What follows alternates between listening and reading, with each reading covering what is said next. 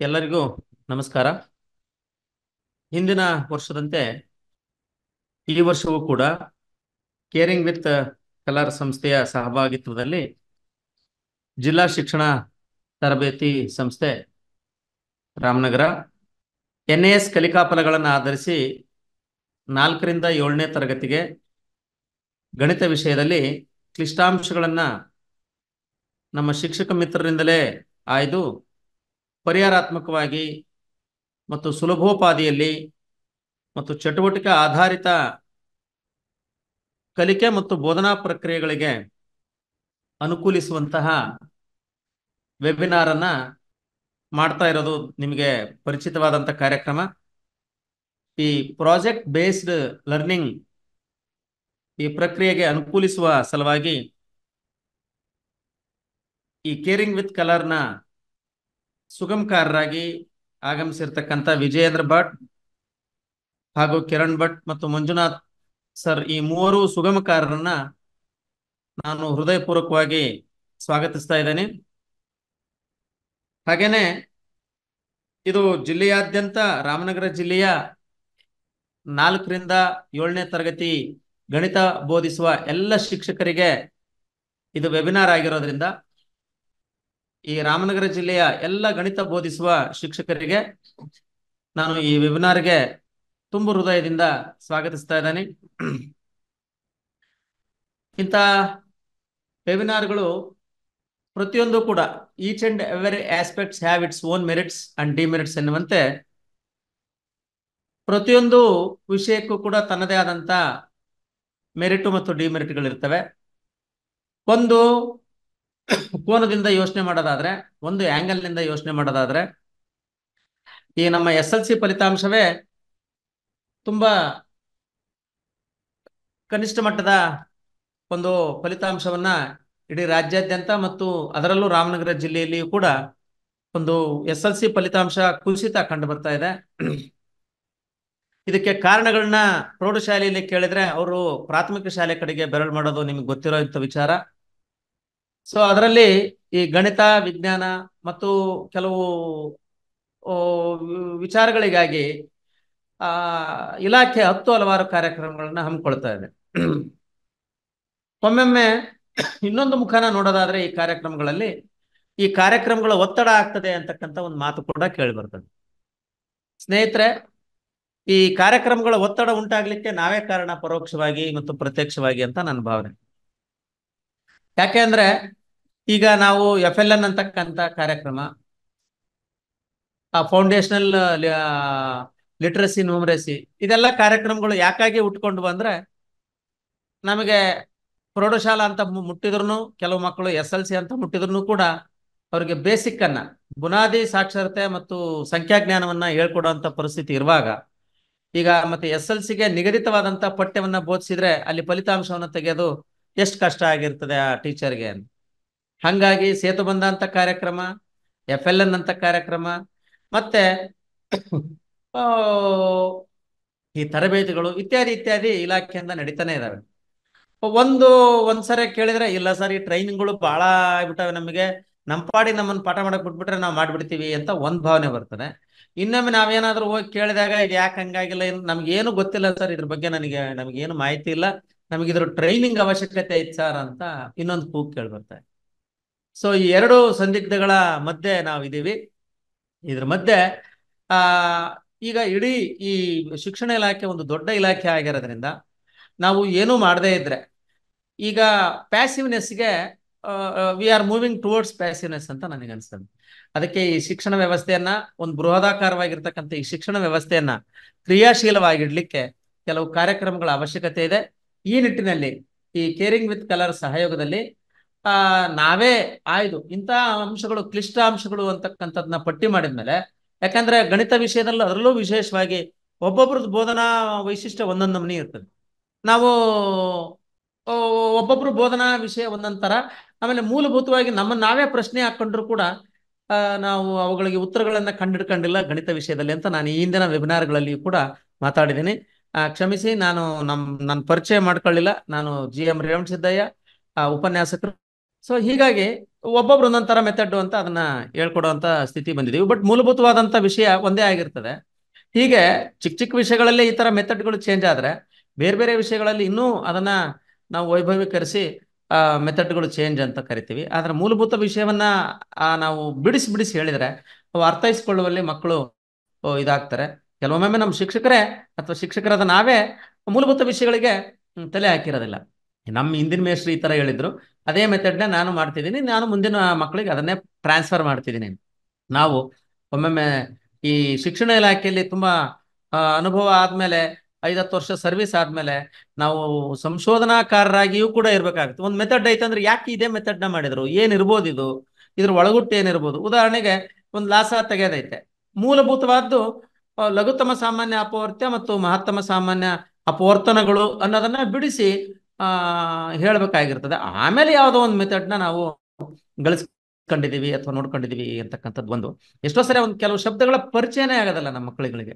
ಉದಾಹರಣೆ ದತ್ತಾಂಶ ಅನ್ನೋದು ಎಲ್ಲ ಒಂದ್ಸರಿ ಕೇಳಿ ಕೈ ಬಿಟ್ಬಿಟ್ಟಿರ್ತಾನೆ, ಅದನ್ನ ರಿಪೀಟ್ ಮಾಡಿ ನಾವು ದೃಢೀಕರಿಸಲ್ಲ. ದತ್ತಾಂಶ ಅಂದ್ರೇನು, ಅಪವರ್ತ್ಯ ಅಪವರ್ತನೂ ಇರ್ಬೋದು, ಸಮತಲ. ಈಗ ಒಂದು ಉದಾಹರಣೆಯಲ್ಲಿ ಒಂದು ಸಮತಲಾಕೃತಿಯಲ್ಲಿ ಅಂತ ಒಂದು ಡೆಫಿನೇಷನ್ ಬಂದ್ಬಿಡ್ತದೆ. ಸಮತಲ ಅಂದ್ರೆ ಕ್ಲಾರಿಟಿ ಇರಲ್ಲ ಹುಡುಗ. ವಕ್ರ ಮೇಲ್ಮೈಗೂ ಸಮತಲಾಕೃತಿಗೂ ವ್ಯತ್ಯಾಸ ಗೊತ್ತಿರೋದಿಲ್ಲ.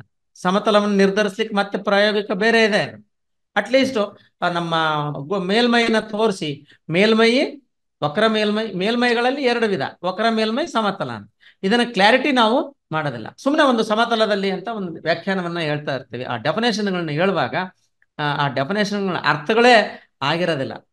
ಅರ್ಥ ಆಗ್ಲಾರ್ದನೆ ಒಂಥರ ರೋಟ್ ಮೆಮರಿಗೆ ಏನ್ ಮಗು ಬರ್ತದಲ್ಲ, ಅದನ್ನ ಅವಾಗ ಕಂಠಪಟ ಮಾಡುವಂತ ಅನಿವಾರ್ಯತೆ ಆ ಮಗುಗೆ ಬರ್ತದೆ. ಹಂಗಾಗಿ ಅದು ಆ ಗಣಿತ ವಿಷಯದಲ್ಲಿ ಹಿಂದಕ್ಕೆ ಬೀಳಲಿಕ್ಕೆ ಸಾಧ್ಯ ಆಗ್ತದೆ. ಅದು ಅರ್ಥ ಆಗ್ಬಿಟ್ರೆ ಖಂಡಿತವಾಗ್ಲೂ ವಿಷಯದಲ್ಲಿ, ಹಿಂದಿನ ವಿಷಯದಲ್ಲಿ ಆಗೋದಿಲ್ಲ. ಆಮೇಲೆ ಇನ್ನೊಂದು ಪದೇ ಪದೇ ಹೇಳ್ತಿರ್ತೀನಿ, ಇದು ಡ್ರಿಲ್ಲಿಂಗ್ ಪ್ರಾಕ್ಟೀಸ್ ನಿಂದ ಬರುವಂತದ್ದಾಗಿರೋದ್ರಿಂದ ಹೆಚ್ಚು ಹೆಚ್ಚು ಡ್ರಿಲ್ಲಿಂಗಿಗೆ ಅವಕಾಶವನ್ನ ಮಾಡಿಕೊಡ್ಬೇಕು. ವಿರಾಮದ ವೇಳೆಗಳಲ್ಲಿ ಜಾಣ ಹುಡುಗರನ್ನ ಟಚ್ ಮಾಡ್ಕೊಂಡು ನೀವು ಡ್ರಿಲ್ಲಿಂಗಿಗೆ ಅವಕಾಶ ಮಾಡಿಕೊಟ್ರೆ ಮಾತ್ರ ಬರ್ತದೆ. ನಾನು ಎಷ್ಟೋ ಸರಿ ಹೇಳಿದ್ದೀನಿ, ಈಜ ಆಗಿರ್ಬೋದು, ಕುದುರೆ ಸವಾರಿ ಆಗಿರ್ಬೋದು, ಎಲೆಕ್ಟ್ರಿಸಿಟಿ ಆಗಿರ್ಬೋದು, ಅಥವಾ ನಿಮಗೆ ಈ ಸೈಕಲ್ ಹೊಡೆಯೋದಾಗಿರ್ಬೋದು, ಸೈಕಲ್ ಮೋಟರ್ ಹೊಡೆಯೋದಾಗಿರ್ಬೋದು, ಚಪಾತಿ, ಮುದ್ದೆ, ರೊಟ್ಟಿ, ಇವೆಲ್ಲ ಕೌಶಲ್ಯ ಪ್ರಧಾನವಾದಂಥ ವಿಷಯಗಳು. ಚಿತ್ರಕಲೆ, ಸಂಗೀತ, ಇವೆಲ್ಲವೂ ಕೂಡ ಕೌಶಲ್ಯ ಪ್ರಧಾನವಾದಂಥ ವಿಷಯಗಳಾಗಿರೋದ್ರಿಂದ ಡ್ರಿಲ್ಲಿಂಗ್ ಹೆಚ್ಚು ಬೇಕಾಗ್ತದೆ. ಡ್ರಿಲ್ಲಿಂಗಿಗೆ ಅವಕಾಶಗಳು ಬೇಕಾಗ್ತದೆ. ಮೇಷ್ಟ್ರು 100 ಲೆಕ್ಕ ಮಾಡಿದ್ರು 1 ಲೆಕ್ಕನೂ ಅವ್ರಿಗೆ ಮಾಡಕ್ಕೆ ಅವಕಾಶ ಕೊಡದೇ ಇದ್ರೆ ಅವನಿಗೆ, ಹುಡುಗನಿಗೆ ಲೆಕ್ಕ ಬರೋಕ್ಕೆ ಬಹಳ ಕಷ್ಟದ ಕೆಲಸ ಆಗ್ತದೆ. ಅವನಿಗೆ ಈ ಶುಡ್ ಅಂಡರ್ಗೋ ದಟ್ ಪ್ರೋಸೆಸ್. ಆ ಕಾರ್ಯದಲ್ಲಿ ಅವನು ಮುಳುಗಿದಾಗ ಮಾತ್ರ ಅಲ್ಲಿ ಕಲೀಲಿಕ್ಕೆ ಅವಕಾಶ ಆಗ್ತದೆ ಅಂತಕ್ಕಂಥ ವಿಚಾರವನ್ನ ಹೇಳ್ತಾ, ಹೆಚ್ಚು ಹೆಚ್ಚು ಶಿಕ್ಷಕರು ಇದರಲ್ಲಿ ಭಾಗವಹಿಸಬೇಕು. ಮತ್ತೆ ಭಾಗವಹಿಸೋದು ಪ್ಯಾಸಿವ್ ಆಗಿ ಆಗ್ಬಾರ್ದು. ನಮ್ಮಲ್ಲಿ ಗಣಿತದಲ್ಲಿ 2 ತರ ಟೀಚರ್ಸು, ಎಲ್ಲ ಗೊತ್ತಿರುತ್ತೆ, ಇಲ್ಲ ಎಲ್ಲ ಗೊತ್ತಿರಲ್ಲ, ಇಬ್ರು ಮಾತಾಡಲ್ಲ. ಈ ವೆಬಿನಾರ್ ಆದ್ಮೇಲೆ ತುಂಬಾ ಚರ್ಚೆ ಮಾಡಬೇಕು ಟೀಚರ್ಸ್ ಅಂತ ನನ್ನ ಅಪೇಕ್ಷೆ ಆಗಿದೆ. ಅದೇನಾದ್ರೂ ಆಗಿರ್ಲಿ, ಸಕಾರಾತ್ಮಕ ಆಗಿರ್ಲಿ, ನಕಾರಾತ್ಮಕ ಆಗಿರ್ಲಿ, ಚರ್ಚೆಗೆ ಒಳಪಡಬೇಕು ವಿಷಯಗಳು. ಮತ್ತೆ ಇನ್ನೇನೇನು ಸುಧಾರಣಾ ಕ್ರಮಗಳನ್ನ ನಾವು ಮಾಡಬೇಕು ಅಂತಕ್ಕಂಥದ್ದನ್ನ ನಾನು ನಿಮ್ಮಿಂದ ಅಭಿಪ್ರಾಯಗಳನ್ನ ಅಪೇಕ್ಷೆ ಪಡ್ತೀವಿ. ಹಂಗೆ ನೀವು ಅಭಿಪ್ರಾಯಗಳನ್ನ ಕೊಡೋದ್ರಿಂದ ನಮಗೆ, ನಮ್ಮ ಕೇರಿಂಗ್ ವಿತ್ ಕಲರ್ಸ್ ಇದಕ್ಕೂ ನಮ್ಮ ಸುಗಮಕಾರರಿಗೂ ಮತ್ತು ನಮಗೂ ಕೂಡ ಒಂದು ಸಂತೋಷ ಆಗ್ತದೆ ಅಂತಕ್ಕಂಥ ವಿಚಾರವನ್ನ ಹೇಳಿ, ಈ ವೆಬಿನಾರ್ನ ಅಲ್ಲೆಲ್ಲೋ ಇಟ್ಬಿಟ್ಟು, ಮೊಬೈಲ್ ಇಟ್ಬಿಟ್ಟು ಬೇರೆ ಬೇರೆ ಇದನ್ನ ಮಾಡಬೇಡಿ. ಬೇಕಾದ್ರೆ ಇಯರ್ಫೋನ್ ಹಾಕೊಂಡು ಬಹಳ ಬ್ಯುಸಿ ಇದ್ರೆ ಕೇಳಿಸ್ಕಂತ ನೀವು ಇನ್ನೇನಾದ್ರು ಕೆಲಸಗಳನ್ನ ಮಾಡ್ಬೋದು. ಸೈಕಲ್ ಮೋಟರ್ ಓಡಿಸುವಾಗ ಆ ಕಡೆ ಈ ಕಡೆ ಗಲಾಟೆಯಲ್ಲಿ ನೀವು ಇದನ್ನ ಬಳಸಬೇಡಿ ಅಂತಕ್ಕಂಥ ಮಾತನ್ನ ಹೇಳ್ತಾ, ನಿಮ್ಗೆ ಇದರಲ್ಲಿ ಚಟುವಟಿಕೆ ಆಧಾರಿತ ಇವುಗಳನ್ನ ಈಗ ಬಿತ್ತರಿಸ್ತಾರೆ. ಅವುಗಳಲ್ಲಿ ಸ್ವಲ್ಪ ಸಲಹೆಗಳು ಮತ್ತೆ ನಮಗೆ ಏನಾದ್ರೂ ಇನ್ನೂ ಇಂಪ್ರೂವ್ಮೆಂಟ್ಗೆ ಏನಾದ್ರೂ ಪರಿಹಾರಾತ್ಮಕ ವಿಚಾರಗಳನ್ನ ತಿಳಿಸ್ತಾ, ಅಥವಾ ಇದೇ ತೆರನಾದಂತ ಇನ್ನಷ್ಟು ಚಟುವಟಿಕೆಗಳನ್ನ ನೀವು ಸಂಗ್ರಹ ಮಾಡ್ಕೊಂಡು ಇಷ್ಟಕ್ಕೆ ಸೀಮಿತ ಆಗಬಾರ್ದು. ನೀವು ಚಟುವಟಿಕೆ ಆಧಾರಿತ ಬೋಧನೆಯನ್ನ ಅವಕಾಶ ಮಾಡಿಕೊಟ್ರೆ ಮಕ್ಕಳು ಖಂಡಿತವಾಗ್ಲೂ ಚಟುವಟಿಕೆ ಅಂದ್ರೆ ಇಷ್ಟ ಇದ್ದೇ ಇರುತ್ತೆ. ಪ್ಯಾಸಿವ್ ಇರಲ್ಲ ಮಗು. ಅವಾಗ ನಿಮ್ಮಲ್ಲಿ ಕಲಿಕೆಯಲ್ಲಿ ಒಳಗೊಳ್ತಾನೆ, ಮತ್ತೆ ನಿಮಗೆ ಕಲಿಕೆ ಸುಗಮ ಆಗ್ತದೆ. ನಿಮಗೆ ಸ್ವಲ್ಪ ಶ್ರಮ ಆಗ್ಬೋದು, ಇಲ್ಲ ಅಂತೆಲ್ಲ. ಮತ್ತೆ ಮಗು ಕೆಲವು ಸಾಮರ್ಥ್ಯಗಳನ್ನ ಗಳಿಸ್ತದೆ ಅಂತಕ್ಕಂಥ ವಿಚಾರವನ್ನ ಹೇಳ್ತಾ, ನಿಮಗೆ ಪ್ಯಾಸಿವ್ನೆಸ್, ಆಕ್ಚುಲಿ ನಾವೆಲ್ಲ ಮಕ್ಕಳನ್ನ ಕ್ರಿಯಾಶೀಲವಾಗಿಡ್ಬೇಕಂದ್ರೆ ನಾವು ಈ ಚಟುವಟಿಕೆ ಆಧಾರಿತ ಬೋಧನೆ ಮತ್ತು ಕಲಿಕೆ, ಈ ತರಗತಿ ವಾತಾವರಣವನ್ನು ನಿರ್ಮಾಣ ಮಾಡಬೇಕಾಗಿತ್ತು ಅಂತಕ್ಕಂಥ ಮಾತನ್ನ ಹೇಳ್ತಾ, ಈಗ ಮುಂದಿನ ನಮ್ಮ ಸುಗಮಗಾರರಿಗೆ ಹೆಚ್ಚು ಅನುವು ಮಾಡಿಕೊಡೋ ಸಲುವಾಗಿ ನಾನು ಬಹಳಷ್ಟು ವಿಚಾರಗಳನ್ನ ತಿಳಿಸ್ತೆ ಅಂತ ಅನಿಸ್ತದೆ. ಎಲ್ಲ ಶಿಕ್ಷಕರಿಗೂ ಮತ್ತು ಶಿಕ್ಷಣ ಸಂಭ್ರಮದ ಮೊದಲನೆಯ ಪ್ರಸ್ತುತಿಗೆ ಸ್ವಾಗತಿಸುತ್ತಾ, ಜುಲೈ ಮಂತಿನಲ್ಲಿ ನಾವು ಈ ಸತಿ ಏನ್ ಮಾಡಿದ್ವಿ ಅಂದ್ರೆ ಎಲ್ಲಾ ತಿಂಗಳವಾರು ಹಾಟ್ಸ್ಪಾಟ್ ಅಥವಾ ಕ್ಲಿಷ್ಟಾಂಶಗಳನ್ನ ನಾವು ನಿಮ್ಗೆ ಕೇಳಿದ್ವಿ. ನೀವು ಅದನ್ನ ಸಿಲೆಕ್ಟ್ ಮಾಡಿ ಕೊಟ್ಟಿದ್ದೀರಿ. ಹಾಗೆ ಜುಲೈ ತಿಂಗಳಲ್ಲಿ ನೀವು ಆಯ್ದುಕೊಂಡಂತಹ ಒಂದು ಕ್ಲಿಷ್ಟಾಂಶಗಳು ಈ ರೀತಿ ಇದ್ದಾವೆ. ತರಗತಿ 4, 5, 6 ಮತ್ತೆ 7 ಈ ಪ್ರಸ್ತುತಿ ಈ ಕ್ಲಿಷ್ಟಾಂಶಗಳಿಗೆ ಸಂಬಂಧಪಟ್ಟು ನಡೀತಾ ಹೋಗುತ್ತೆ. ಹಾಗೆ ಈ ಕ್ಲಿಷ್ಟಾಂಶಗಳು ಈ ನ್ಯಾಸ್ ಪರೀಕ್ಷೆಗೆ ಸಂಬಂಧಪಟ್ಟು ಇರುತ್ತೆ. ಈ ನ್ಯಾಸ್ ಪರೀಕ್ಷೆ ಅಂದ್ರೆ ನ್ಯಾಷನಲ್ ಅಚೀವ್ಮೆಂಟ್ ಸರ್ವೆ ಅಂತ. ಇದು ಒಂದು ನ್ಯಾಷನಲ್ ಲೆವೆಲ್ ಟೆಸ್ಟ್ ಮಾಡ್ತಾರೆ ಸೆಂಟ್ರಲ್ ಗೌರ್ಮೆಂಟ್ನವರು. ಇದನ್ನ ತರಗತಿ 3, 5, 8, 10 ಈ ತರಗತಿಯ ಮಕ್ಕಳಿಗೆ ಈ ಒಂದು ಪರ್ಟಿಕ್ಯುಲರ್ ಎಕ್ಸಾಮ್ ಅನ್ನ ಕಂಡಕ್ಟ್ ಮಾಡ್ತಾರೆ. ಪ್ರತಿ 3 ವರ್ಷಕ್ಕೊಮ್ಮೆ ಈ ಒಂದು ಎಕ್ಸಾಮ್ ನಡೆಯುತ್ತೆ. ಕಳೆದ ಎಕ್ಸಾಮು 2021ರಲ್ಲಿ ನಡೆದಿತ್ತು. ಈಗ ಈ ವರ್ಷ ಅದು ಅಕ್ಟೋಬರ್ ಅಥವಾ ನವೆಂಬರ್ ತಿಂಗಳಲ್ಲಿ ನಡೆಯುತ್ತೆ. ಇದು ಪ್ರತಿಯೊಂದು ಜಿಲ್ಲೆಯಲ್ಲೂ ಕೂಡ, ನಮ್ಮ ರಾಜ್ಯದ ಪ್ರತಿಯೊಂದು ಜಿಲ್ಲೆಯಲ್ಲಿ ಕೂಡ ಈ ಒಂದು ಎಕ್ಸಾಮ್ ನಡೆಯುತ್ತೆ. ಈ ಎಕ್ಸಾಮ್ ನಲ್ಲಿ ಹೋದ್ಸತಿ 2021ರಲ್ಲಿ ರಾಮನಗರದಲ್ಲಿ 51 ಶಾಲೆಗಳಲ್ಲಾಗಿತ್ತು. 135 ಜನ ಶಿಕ್ಷಕರು ಮತ್ತೆ 899 ಮಕ್ಕಳು ಇದರಲ್ಲಿ ಪಾರ್ಟಿಸಿಪೇಟ್ ಮಾಡಿದ್ರು. ಹಾಗೆ ತರಗತಿ 8ರಲ್ಲಿ ಕೂಡ 68 ಶಾಲೆ, 262 ಶಿಕ್ಷಕರು, 1753 ಮಕ್ಕಳು ಇದ್ರೊಳಗೆ ಪಾರ್ಟಿಸಿಪೇಟ್ ಮಾಡಿದ್ರು. ಈ ನ್ಯಾಸ್ ಪರೀಕ್ಷೆಯಲ್ಲಿ ಮೂಲಭೂತವಾಗಿ ಒಂದು ವಾಕ್ಯ ರೂಪದ ಸಮಸ್ಯೆಗಳು, ಅಪ್ಲಿಕೇಶನ್ ಲೆವೆಲಿನ ಒಂದು ಪದರೂಪ ಸಮಸ್ಯೆಗಳು ಆ ಒಂದು ಕ್ವಶನ್ ಪೇಪರ್ ಅಲ್ಲಿ ಕಾಣ್ ಬರ್ತವೆ. ಈಗ ತೋರಿಸಿದಂಗೆ ನಾವು ಹಳೆ ಒಂದು ಕ್ವಶನ್ ಪೇಪರಿನ ಒಂದು ಉದಾಹರಣೆ ಇಲ್ಲಿ ಹಾಕಿದ್ದೇವೆ. ಈ ರೀತಿಯಾದಂತಹ ಪ್ರಶ್ನೆಗಳನ್ನ ಸಾಲ್ವ್ ಮಾಡೋದು ಮಕ್ಕಳಲ್ಲಿ ಸಾಲ್ವ್ ಮಾಡಬೇಕಾಗುತ್ತೆ. ಸೊ ಆ ಒಂದು ಕೌಶಲ್ಯವನ್ನ ಮಕ್ಕಳು ಬೆಳೆಸ್ಕೊಳ್ಬೇಕು ಅಂತಂದ್ರೆ ನಾವು ತರಗತಿಯಲ್ಲಾಗ್ಲಿ ಅಥವಾ ಒಂದು ದೈನಂದಿನ ನಾವು ತರಗತಿ ಶಾಲೆ ಕ್ಲಾಸ್ ನಲ್ಲಿ ಪದರೂಪ ಸಮಸ್ಯೆಗಳನ್ನ ಬಿಡಿಸ್ಲಿಕ್ಕೆ ಹೆಚ್ಚು ಹೆಚ್ಚು ಬಿಡಿಸಿದ್ರೆ ಮಕ್ಕಳಿಗೆ ಇದು ಒಂದು ರೂಢೀಕರಣ ಆಗುತ್ತೆ, ಮಕ್ಕಳಿಗೆ ತುಂಬಾ ಹೆಲ್ಪ್ ಆಗುತ್ತೆ. ಅವರು ಕೂಡ ನ್ಯಾಸ್ ಪರೀಕ್ಷೆಯಲ್ಲಿ ಒಳ್ಳೆ ಸ್ಕೋರ್ಗಳನ್ನ ಮಾಡ್ಲಿಕ್ಕೆ ಸಾಧ್ಯ ಇದೆ ಅಂತ ಹೇಳ್ತಾ, ಈ ಒಂದು ತಿಂಗಳಿನ ಮೊದಲನೆಯ ಒಂದು ತರಗತಿ 4ರ ಒಂದು ಕ್ಲಿಷ್ಟಾಂಶ ಏನ್ ಆಯ್ದುಕೊಂಡಿದ್ವೋ ಅದು ಯಾವುದು ಅಂತಂದ್ರೆ 4 ಅಂಕಿ ಸಂಖ್ಯೆಗಳ ದಶಕ ಸಹಿತ ವ್ಯವಕಲನ ಸಮಸ್ಯೆಗಳನ್ನ ಪರಿಹರಿಸುವುದು ಅಂತ. ಅದನ್ನ ನೋಡ್ತಾ ಹೋಗೋಣ. ಒಂದು ಈ ಸಮಸ್ಯೆಗಳನ್ನ ಸಾಲ್ವ್ ಮಾಡ್ಬೇಕಿದ್ರೆ ಮಕ್ಕಳಲ್ಲಿ ಇಂಟ್ರೆಸ್ಟ್ ಬರಬೇಕು ಅಂತಂದ್ರೆ ನೀವು ಚಟುವಟಿಕೆ ಮುಖಾಂತರ, ಅಂದ್ರೆ ಒಂದು ಕಥಾ ರೂಪದಲ್ಲಿ ಒಂದು ಸಮಸ್ಯೆಯನ್ನ ಸ್ಟಾರ್ಟ್ ಮಾಡ್ಬೋದು, ಪದ ಸಮಸ್ಯೆಯನ್ನ ಹೇಳ್ಬೋದು. ಈಗ ಒಂದು ಸನ್ನಿವೇಶ ತಗೋಣ. ಒಂದು ಕಾಡಿದೆ, ಅಲ್ಲಿ ಕಾಡಿನಲ್ಲಿ ಬಹಳಷ್ಟು ಹಕ್ಕಿಗಳು ತುಂಬಾ ಖುಷಿಯಿಂದ ಅವ್ರ ಪಾಡಿಗೆ ಅವರು ತುಂಬಾ ಸಂತಸದಿಂದ ಇದ್ದಾವೆ. ಆ ಕಾಡಿನ ರಾಜ, ಒಂದು ಏನು ಸಿಂಹ ಇದಾನೋ, ಸಿಂಹ ಬರ್ತಾನೆ. ಸಿಂಹ ಬಂದು ಅವನಿಗೆ ತುಂಬಾ ಹಸುವಾಗಿರುತ್ತೆ. ಸೊ ಒಂದು ಗರ್ಜನೆ ಶುರು ಮಾಡ್ತಾನೆ. ಈ ಗರ್ಜನೆಗೆ ಹೆದರಿ ಎಲ್ಲಾ ಪಕ್ಷಿಗಳು ಹಾರ್ಲಿಕ್ಕೆ ಸ್ಟಾರ್ಟ್ ಮಾಡ್ತಾರೆ. ಸೊ ಈ ರೀತಿಯಾದಂತ ಒಂದು ಸಣ್ಣ ಸನ್ನಿವೇಶ ನಾವು ತಗೊಂಡ್ ಬಂದಿದೀವಿ. ಇದಕ್ಕೆ ಗಣಿತವನ್ನ ತರೋದು ಮಧ್ಯದ ಹೇಗೆ? ಒಂದು ಹಸಿದ ಸಿಂಹದ ಗರ್ಜನೆಗೆ ಅಲ್ಲೇ ಒಂದು ಮರಗಳಲ್ಲಿ ಕೂತಿರುವಂತಹ 93 ಹಕ್ಕಿಗಳಲ್ಲಿ 57 ಹಕ್ಕಿಗಳು ಹಾರ್ ಹೋದವು ಅಂತ ನೀವು ಒಂದು ಸಂಖ್ಯೆಗಳನ್ನ ಇದ್ರೊಳಗೆ ಹಾಕ್ಬಿಟ್ರೆ ಈ ಒಂದು ಸ್ಟೋರಿಯಲ್ಲಿ, ಉಳಿದ ಹಕ್ಕಿಗಳ ಸಂಖ್ಯೆ ಎಷ್ಟು ಅಂತ ನೀವು ಕೇಳ್ಬೋದು. ಇಲ್ಲಿಂದ ನೀವು ಕ್ಲಾಸ್ ಶುರು ಮಾಡಿದ್ರೆ ಮಕ್ಕಳಿಗೆ ಸ್ವಲ್ಪ ಅಟ್ರಾಕ್ಟಿವ್ ಆಗಿರುತ್ತೆ, ಅವರು ಅಟ್ರಾಕ್ಟ್ ಆಗ್ತಾರೆ ಈ ಒಂದು ಸ್ಟೋರಿ ಲೈನ್ ಇಂದ. ಹಾಗೆ ನೀವು ಗಣಿತದ ಎಲಿಮೆಂಟ್ ಅನ್ನ ಇಲ್ಲಿ ತಂದ್ಬಿಡುದು. ಸೊ ಈಗ ಇದು ಒಂದು ಪರಿಹಾರ ಏನಪ್ಪಾ, 93 ಇದ್ವು ಹಕ್ಕಿಗಳು, 57 ಹಕ್ಕಿಗಳು ಹಾರ್ ಹೋದ್ವು. ಸೊ ನಾವು 93ರಿಂದ 57 ನಾವು ಮೈನಸ್ ಮಾಡಬೇಕು, ವ್ಯವಕಲನ ಮಾಡಬೇಕು. ಸೊ ಇದನ್ನ ಹೇಗ್ ಮಾಡೋದು? ನಾವು ಒಂದು ಸಿಂಪಲ್ ಆದ ಅಂಕಿಗಳಿಂದ ಶುರು ಮಾಡುವಂತಹ ಒಂದು ಸನ್ನಿವೇಶಗಳಿದು.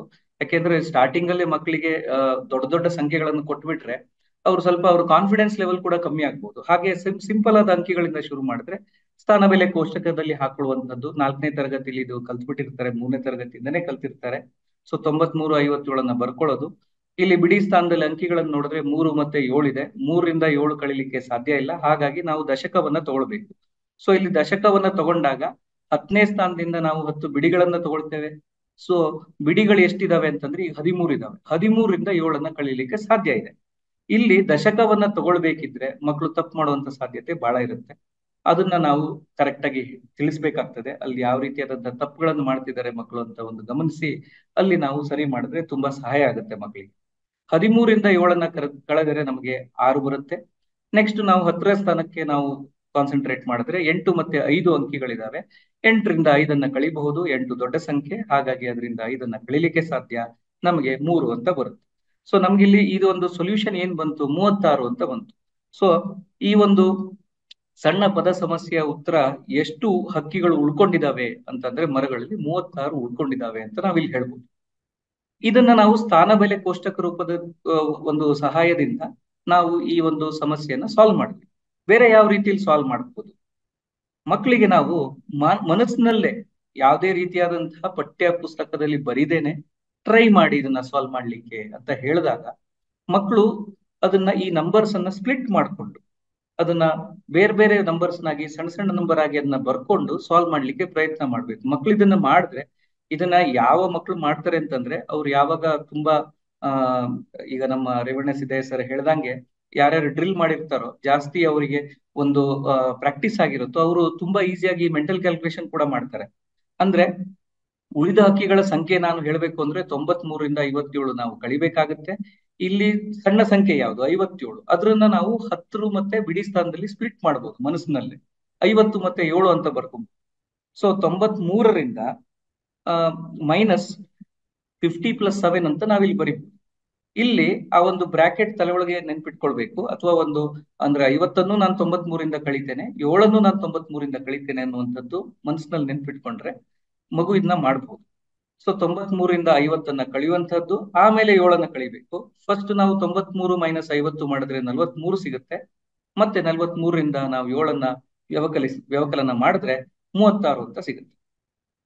ಸೊ ಈ ರೀತಿಯಾದಂತಹ ಸಣ್ಣ ಸಣ್ಣ ಸಮಸ್ಯೆಗಳನ್ನ ಇನಿಷಿಯಲಿ ಕೊಟ್ಟು ಮಕ್ಕಳು ಸಾಲ್ವ್ ಮಾಡ್ಲಿಕ್ಕೆ ಹೇಳಿದ್ರೆ ಅವರಿಗೆ ಕಾನ್ಫಿಡೆನ್ಸ್ ಬೂಸ್ಟ್ ಆಗುತ್ತೆ. ಆಮೇಲೆ ದೊಡ್ಡ ಅಂಕಿಗಳನ್ನ ನಾವು ಇಂಟ್ರೊಡ್ಯೂಸ್ ಮಾಡಬಹುದು ಕ್ಲಾಸ್ ನಲ್ಲಿ ಅಂತ ಹೇಳ್ತಾ, ಮತ್ತೆ ಈ ಒಂದು ಸ್ಟೋರಿಯನ್ನ ಸ್ಟಾರ್ಟ್ ಮಾಡಿದ್ವಿ. ಇಲ್ಲಿಯೇ ಒಂದು ಪಾರ್ಟ್ ಅಲ್ಲಿ ಎಂಡ್ ಮಾಡ್ಬಿಟ್ಟು ಮಕ್ಕಳಿಗೆ ಕೇಳೋದು, ಮುಂದಿನ ಸ್ಟೋರಿ ಏನು, ನೀನೇ ಒಂದು ರಚನೆ ಮಾಡು. ರಚನೆ ಮಾಡ್ತಾ ಮಧ್ಯ ಮಧ್ಯ ಈ ಗಣಿತದ ಎಲಿಮೆಂಟ್ ಅನ್ನ ಬೇರೆ ಬೇರೆ ಮೂಲ ಕ್ರಿಯೆಗಳು, ಗುಣಾಕಾರ, ಭಾಗಾಕಾರ, ಸಂಕಲನ, ವ್ಯವಕಲನ, ಈ ಎಲ್ಲಾ ಕ್ರಿಯೆಗಳನ್ನ ಬಳಸ್ಕೊಂತ ಮಧ್ಯ ಬೇರೆ ಬೇರೆ ರೀತಿಯಾದಂತಹ ಒಂದು ಸನ್ನಿವೇಶಗಳನ್ನ ನೀವೇ ಸೃಷ್ಟಿ ಮಾಡಿ ಅಂತ ಹೇಳಿದ್ರೆ ಅವ್ರಿಗೆ ತುಂಬಾ ಇಂಟ್ರೆಸ್ಟಿಂಗ್ ಆಗಿ ಬಹಳಷ್ಟು ಒಂದು ತುಂಬಾ ಇಮ್ಯಾಜಿನೇಷನ್ ಯೂಸ್ ಮಾಡಿಕೊಂಡು ಅವರ ಒಂದು ಇನ್ವಾಲ್ವ್ಮೆಂಟ್ ಕ್ಲಾಸ್ ನಲ್ಲಿ ಜಾಸ್ತಿ ಆಗುತ್ತೆ ಅಂತ ಹೇಳಲಿಕ್ಕೆ ಸಾಧ್ಯ. ಮುಂದೆ ಹೋಗ್ತಾ ಒಂದು ವ್ಯವಕಲನದ ಒಂದು ಪಜಲ್ ಅನ್ನ ನೋಡೋಣ, ಒಂದು ನಂಬರ್ ಪಜಲ್. ಯಾವ ರೀತಿ ನೀವು ಒಂದು ಪಜಲ್ ಅನ್ನ ಕೇಳ್ಬಹುದು ಕ್ಲಾಸ್ ನಲ್ಲಿ ಅಂತಂದ್ರೆ, ಈ ತರ ಒಂದು ಡಿಸ್ಕ್ರಿಪ್ಷನ್ ಕೊಟ್ಬಿಡೋದು. ನಂಬರ್ಸ್ ABCD ಅಂತ ಹೇಳೋದು. ನಂಬರ್ A ಅಂತಂದ್ರೆ ಅದು ಒಂದು 3 ಅಂಕಿಯ ಅತ್ಯಂತ ಚಿಕ್ಕ ಸಂಖ್ಯೆ ಅಂತ ಹೇಳುವಂತದ್ದು. B ಅಂದ್ರೆ 3 ಅಂಕಿಗಳ ಅತ್ಯಂತ ದೊಡ್ಡ ಸಂಖ್ಯೆ, ಲಾರ್ಜೆಸ್ಟ್ 3 ಡಿಜಿಟ್ ನಂಬರ್ ಅಂತ. ಹಾಗೆ C ಅಂದ್ರೆ ಪುನರಾವರ್ತನೆ ಇಲ್ಲದೆ 7, 9, 0 ಬಳಸ್ಕೊಂಡು ಅಂಕಿಗಳನ್ನ ಬಳಸ್ಕೊಂಡು ರಚಿಸಬಹುದಾದ ಅತ್ಯಂತ ದೊಡ್ಡ ಸಂಖ್ಯೆ 3 ಅಂಕಿಯ ಸಂಖ್ಯೆ ಯಾವುದು ಅಂತ ಒಂದು. ಹಾಗೆ D 4, 1, 5 ಈ ಅಂಕಿಗಳನ್ನ ಬಳಸ್ಕೊಂಡು ಅತ್ಯಂತ ಚಿಕ್ಕ ಅಂಕಿ ಸಂಖ್ಯೆ ಯಾವುದು ನೀವು ಮಾಡ್ಲಿಕ್ಕೆ ಸಾಧ್ಯ. ಈ ರೀತಿಯಾದಂತಹ ಒಂದು ವಿವರಣೆ ಕೊಟ್ಟು ABCDಗೆ ಏನ್ ಮಾಡ್ಲಿಕ್ಕೆ ಹೇಳ್ಬೋದು, ಲೆಕ್ಕಾಚಾರ ಮಾಡಿ, B - A ಮಾಡಿ, C - D ಮಾಡಿ ಅನ್ನುವಂತ ಒಂದು ಲೆಕ್ಕಾಚಾರ ಕೊಡ್ಬೋದು. ಇದು ಡೈರೆಕ್ಟ್ ಲೆಕ್ಕಾಚಾರ ಆಗಲ್ಲ, ಇದೊಂಥರ ಸಣ್ಣ ಪಜಲ್ ತರನು ಬರುತ್ತೆ. ಇಲ್ಲಿ ಏನ್ ಮಾಡ್ಬೋದು ಇದನ್ನ ಸಾಲ್ವ್ ಮಾಡ್ಲಿಕ್ಕೆ, ಫಸ್ಟ್ ನಾವು ನಂಬರ್ A ನ ಕಂಡು ಹಿಡ್ಕೊಬೇಕು. 3 ಅಂಕಿಯ ಸಂಖ್ಯೆ ಅತ್ಯಂತ ಚಿಕ್ಕ ಸಂಖ್ಯೆ ಯಾವುದು ಅಂತ. ಅದು ಯಾವುದು ಯೋಚನೆ ಮಾಡಿದ್ರೆ 100 ಅಂತ ಬರುತ್ತೆ. 3 ಅಂಕಿಗೆ ಸಂಖ್ಯೆಗಳು 100ರಿಂದ ಶುರುವಾಗುತ್ತೆ. ಹಾಗೆ 3 ಅಂಕಿ ಸಂಖ್ಯೆಗಳ ಅತ್ಯಂತ ದೊಡ್ಡ ಸಂಖ್ಯೆ ಯಾವುದು, 999. ಯಾಕೆಂದ್ರೆ 1000ಕ್ಕೆ ಹೋದ್ಕೊಳ್ಳಿ ಅದು 4 ಅಂಕಿ ಸಂಖ್ಯೆ ಆಗ್ಬಿಡುತ್ತೆ, 1000 ಸ್ಥಾನ ಬಂದ್ಬಿಡುತ್ತೆ. ಹಾಗೆ ನಾವು ನಂಬರ್ ಸಂಖ್ಯೆ C ಪುನರಾವರ್ತನೆ ಇಲ್ಲದೆ 7, 9, 0 ಬಳಸ್ಕೊಂಡು ರಚಿಸಬಹುದಾದ ಅತ್ಯಂತ ದೊಡ್ಡ 3 ಅಂಕಿಗಳ ಸಂಖ್ಯೆ ಯಾವುದು ಅಂತ ನೋಡಿದ್ರೆ 100ನೇ ಸ್ಥಾನದಲ್ಲಿ ದೊಡ್ಡ ಅಂಕಿ ಹಾಕ್ಬೇಕು, ಅಂದ್ರೆ 9 ನಾವು ಬಳಸ್ಬೇಕು. 10ನೇ ಸ್ಥಾನದಲ್ಲಿ ಅದಕ್ಕಿಂತ ಚಿಕ್ಕದು ಅಂದ್ರೆ 7 ಬಳಸಬಹುದು. ಬಿಡಿ ಸ್ಥಾನದಲ್ಲಿ ಅತ್ಯಂತ ಚಿಕ್ಕ ಅಂಕಿ ಅಂದ್ರೆ 0 ಬಳಸಬಹುದು. ಸೊ 970 ಅಂತ ನಮಗ್ ಸಿಗತ್ತೆ. ಸಂಖ್ಯೆ D ಅನ್ನ ನಾವು ನೋಡಿದ್ರೆ ಪುನರಾವರ್ತನೆ ಇಲ್ಲದೆ 4, 1, 5 ಅಂಕಿಗಳನ್ನ ಬಳಸ್ಕೊಂಡು ಅತ್ಯಂತ ಚಿಕ್ಕ 3 ಅಂಕಿಯ ಸಂಖ್ಯೆ ಯಾವುದು, ಅದನ್ನ ನೋಡಿದ್ರೆ 100ನೇ ಸ್ಥಾನದಲ್ಲಿ ಅತ್ಯಂತ ಚಿಕ್ಕದಾದಂತಹ ಅಂಕಿಯನ್ನ ನಾವು ಬಳಸಬೇಕು, ಅಂದ್ರೆ 1 ಹಾಕ್ಬೇಕು. 10ನೇ ಸ್ಥಾನದಲ್ಲಿ 4 ಹಾಕ್ಬೇಕು, ಬಿಡಿ ಸ್ಥಾನದಲ್ಲಿ 5 ಹಾಕ್ಬೇಕು. ಸೊ 145 ಅಂತ ಬರುತ್ತೆ. ಈಗ ಲೆಕ್ಕಾಚಾರ ಮಾಡ್ಬೇಕಾಗಿರೋದು ಏನು, ನಾವು B - A ಕಂಡು ಹಿಡಿಬೇಕು. B - A ಅಂದ್ರೆ 999 - 100 100 ಅದು ನಮ್ಗೆ 899 ಅಂತ ಬರುತ್ತೆ. ಹಾಗೆಯೇ ಸಿ ಮೈನಸ್ ಡಿ 970ರಲ್ಲಿ 140ನ ಕಳಿಬೇಕು. ಸಿ ನಮಗೆ 970 ಬಂದಿದೆ, ಡಿ 145 ಬಂದಿದೆ. ಅದರ ವ್ಯವಕಲನ ನಮಗೆ ಮಾಡ್ಲಿಕ್ಕೆ ನಾವು ಇದನ್ನ ಮಾನಸಿಕವಾಗಿ ಸಹ ಮಾಡಬಹುದು. ಸ್ಥಾನ ಬೆಲೆ ಕೋಷ್ಟಕಕ್ಕೆ ಹೋಗೋಣ. ಸೊ ಸ್ಥಾನ ಬೆಲೆ ಕೋಷ್ಟಕದಲ್ಲಿ ಇದನ್ನ ಬರ್ಕೊಂಡು ಬಿಡಿ ಸ್ಥಾನದಲ್ಲಿರುವ 0.5 ನಾವು ಗಮನಿಸಿದ್ರೆ 0.5 ಮಾಡ್ಲಿಕ್ಕೆ ಸಾಧ್ಯ ಇಲ್ಲ, 0ಯಿಂದ 5 ಕಳಿಲಿಕ್ಕೆ ಸಾಧ್ಯ ಇಲ್ಲ. ಹಾಗಾಗಿ ದಶಕವನ್ನ ತಗೊಳ್ತೇವೆ. 10ರಿಂದ 5ನ್ನ ಕಳೆಯೋಣ, 5 ಸಿಗುತ್ತೆ. 6 ಮತ್ತೆ 4 10ನೇ ಸ್ಥಾನದಲ್ಲಿರುವಂತಹ ಅಂಕಿಗಳು. 6ರಿಂದ 4ನ್ನ ಕಳೆದರೆ ನಮ್ಗೆ 2 ಸಿಗುತ್ತೆ. ಹಾಗೆ 9 ಮತ್ತೆ 1 ಇಲ್ಲಿ ನಮ್ಗೆ ವ್ಯವಕಲನ ಮಾಡಿದ್ರೆ 8 ಸಿಗುತ್ತೆ. ಈ ಒಂದು ಪ್ರಕ್ರಿಯೆಯಲ್ಲಿ ಯಾವ ಒಂದು ಸ್ಟೆಪ್ಪಿನಲ್ಲಿ ಮಕ್ಕಳು ತಪ್ಪು ಮಾಡಬಹುದು ಅಂತ ಗಮನಿಸಿ ಅಲ್ಲಿ ತಿಳಿ ಹೇಳಿದ್ರೆ ಬಹಳ ಹೆಲ್ಪ್ ಆಗುತ್ತೆ ಮಕ್ಕಳಿಗೆ. ಹಾಗೆ ಇದನ್ನ ಮೆಂಟಲಿ ಹೇಗೆ ಕ್ಯಾಲ್ಕುಲೇಟ್ ಮಾಡಬಹುದು, 145ನ್ನ ನೀವು ಸ್ಪ್ಲಿಟ್ ಮಾಡಬಹುದು, 100 40 ಮತ್ತೆ 5 ಅಂತ. ಸೊ 970ರಿಂದ 100ನ್ನ ಕಳೆಯೋದು, ಮತ್ತೆ 40ರನ್ನ ಕಳೆಯೋದು, ಆಮೇಲೆ 5ನ್ನ ಕಳೆಯುವಂಥದ್ದು. 970ರಲ್ಲಿ 100ನ್ನ ನಾವು ವ್ಯವಕಲನ ಮಾಡಿದ್ರೆ 870 ಸಿಗುತ್ತೆ. 870ರಿಂದ 40ರನ್ನ ವ್ಯವಕಲಿಸಿದರೆ 830 ಸಿಗುತ್ತೆ. ಇದರಿಂದ 5ನ್ನ ನಾವು ಮೈನಸ್ ಮಾಡಿದ್ರೆ 830 ಮೈನಸ್ 5 ನಮಗೆ 825 ಸಿಗುತ್ತೆ. ಇನಿಷಿಯಲಿ ಈ ತರ ಕೋಷ್ಟಕ ರೂಪದಲ್ಲಿ ಮಕ್ಕಳು ಬರ್ಕೊಂಡು ಮಾಡೋದು ಕರೆಕ್ಟೇ. ಅದನ್ನ ಮಾನಸಿಕವಾಗಿ ಅವು ಮಾಡೋ ಲೆವೆಲ್ಗೆ ಬಂದ್ರೆ ತುಂಬಾ ಒಳ್ಳೇದು ಅಂತ ಹೇಳ್ತೀವಿ. ಇನ್ನೊಂದು ಈ ತರ ಒಂದು ರಿಡಲ್ ಅನ್ನ ನೋಡೋಣ. ಈ ತರ ಒಗಟು ಕೂಡ ನೀವು ಮಕ್ಳಿಗೆ ಕೇಳ್ಬಹುದು. ಇದು ತುಂಬಾ ಇನ್ವಾಲ್ವ್ಮೆಂಟ್ ತೋರಿಸ್ತಾರೆ ಮಕ್ಕಳು. ಯಾವ ರೀತಿ ಒಗಟು, ಕೆಲವೊಂದು ಸಲಹೆಗಳನ್ನ ಕೊಡ್ತಾ ಹೋಗೋದು, ಒಗಟಿನ ಒಂದು ವಾಕ್ಯಗಳನ್ನ ಹೇಳ್ತಾ ಹೋಗುವಂತದ್ದು. ಆ ವಾಕ್ಯಗಳನ್ನ ಬಳಸ್ಕೊಂಡು ಯಾವ ಒಂದು ಉತ್ತರವನ್ನ ಪಡೆಯುವಂತ ಒಂದು ಪ್ರಕ್ರಿಯೆ. ನಾನು 20 ಮತ್ತು 30ರ ನಡುವೆ ಇದ್ದೇನೆ ಅಥವಾ ಇರುತ್ತೇನೆ. ಬಿಡಿ ಮತ್ತು 10ರ ಸ್ಥಾನದ ಅಂಕಿಗಳ ವ್ಯತ್ಯಾಸವು ವಾರದಲ್ಲಿರುವ ದಿನಗಳ ಸಂಖ್ಯೆಗೆ ಸಮ ಎನ್ನುವಂಥದ್ದು 2ನೇ ಸಲಹೆ. ಅಂದ್ರೆ ಕೇಳ್ತಿರುವಂತಹ ಒಂದು ನಂಬರ್ 20 ಮತ್ತೆ 30ರ ಮಧ್ಯೆ ಈ ಒಂದು ಸಂಖ್ಯೆ. ಹಾಗಾಗಿ 21ರಿಂದ 29ರ ಮಧ್ಯೆ ಇರುತ್ತೆ ಎನ್ನುವಂತಹ ಒಂದು ಊಹೆಯನ್ನ ಮಾಡ್ಲಿಕ್ಕೆ ಸಾಧ್ಯ, ಮೊದಲನೆಯಾದಂತಹ ಒಂದು ಸಲಹೆಯಿಂದ, ಸೂಚನೆಯಿಂದ. 2ನೇ ಸೂಚನೆಯಿಂದ ಬಿಡಿ ಮತ್ತೆ 10ರ ಸ್ಥಾನದ ಅಂಕಿಗಳ ವ್ಯತ್ಯಾಸ ವಾರದಲ್ಲಿರುವ ದಿನಗಳಿಗೆ ಸಮ ಎನ್ನುವಂಥದ್ದಿದೆ. ಅಂದ್ರೆ ವಾರದಲ್ಲಿ 7 ದಿನ ಇರುತ್ತೆ. ಬಿಡಿ ಸ್ಥಾನ ಮತ್ತೆ 10ರ ಸ್ಥಾನ ಮಧ್ಯೆ ಆ ಅಂಕಿಗಳ ನಡುವೆ ವ್ಯತ್ಯಾಸ ವ್ಯವಕಲನ ಮಾಡಿದ್ರೆ ನಮಗೆ 7 ಸಿಗ್ಬೇಕು. ಅದು ಯಾವುದು ಅಂತ ನಾವು ಹುಡುಕಿದ್ರೆ 29. ಯಾಕೆಂದ್ರೆ 9 ಮೈನಸ್ 2 ನಮ್ಗೆ 7 ಸಿಗುತ್ತೆ. ಹಾಗಾಗಿ ಕೊಟ್ಟಿರುವಂತಹ ಸಂಖ್ಯೆ 29 ಅಂತ ಹೇಳ್ಬೋದು. ನೆಕ್ಸ್ಟ್ ಇದಕ್ಕೆ ಬೇರೆ ಕ್ವಶನ್ ಕೇಳ್ಬೋದು. ಯಾವ ತರದ ಕ್ವಶನ್? ಈ 29 ಎನ್ನುವಂತಹದ್ದು ಒಂದು ಸಮ ಸಂಖ್ಯೆಯ, ಬೆಸ ಸಂಖ್ಯೆಯೋ, ಯಾವುದು ಈ ಸಂಖ್ಯೆ? ಸೊ ಮಕ್ಕಳು ಇಲ್ಲಿ ಎಕ್ಸ್ಟ್ರಾ ಒಂದು ಪ್ರಶ್ನೆಯನ್ನ ನೀವು ಕೇಳಿದ್ರೆ ಒಂದು ಸ್ವಾವಲೋಕನ ಪ್ರಶ್ನೆಗಳಾಗಿ ಇದನ್ನ ನಾವು ಕೇಳಬಹುದು. ಅವರು ಇದು ಸಮ ಸಂಖ್ಯೆ, ಬೆಸ ಸಂಖ್ಯೆ ಅಂತ ಗುರುತಿಸ್ತಾರೆ ಅಂತ ಹೇಳ್ಬೋದು. ಈಗ ಶಿಕ್ಷಕರೇ ಒಂದು ಸಮೀಕ್ಷಾ ಪ್ರಶ್ನೆ ಇದೆ. ಈಗ ಕೊಟ್ಟಿರುವಂತಹ ರೀತಿಯಲ್ಲಿ ಅದೇ ತರ ಸೂಚನೆಯನ್ನ ಕೊಡ್ತೇವೆ. ಸೂಚನೆಯನ್ನ ಓದಿ ನೀವು ಪ್ರಶ್ನೆಗೆ ಉತ್ತರವನ್ನು ಪೋಲಿಂಗ್ ವಿಂಡೋದಲ್ಲೇ ಕೊಡಬೇಕು ಅಂತ ರಿಕ್ವೆಸ್ಟ್ ಮಾಡ್ಕೊಳ್ತಾ ಇದ್ದೇವೆ. ಸೂಚನೆ ಏನು? 3 ಸ್ನೇಹಿತರು ನೀಡಿರುವ ಹೇಳಿಕೆಗಳನ್ನು ಓದಿ. ಮೊದಲನೆಯವರು ತಬ್ರೇಜ್ ಅನ್ನುವಂಥವ್ರು, ನನ್ನ ಬಳಿ ನಯನಾಗಿಂತ 350 ಸ್ಟಾಂಪುಗಳು ಕಡಿಮೆ ಇವೆ ಎನ್ನುವಂತಹ ಮೊದಲನೆಯದ ಹೇಳಿಕೆ. 2ನೇ ಹೇಳಿಕೆ ನಯನ ಏನ್ ಹೇಳ್ತಾರೆ ಅಂದ್ರೆ, ನನ್ನ ಬಳಿ ಸ್ಯಾಮ್ಯುಲ್ಗಿಂತ 90 ಸ್ಟ್ಯಾಂಪ್ಗಳು ಹೆಚ್ಚಿವೆ ಅಂತ.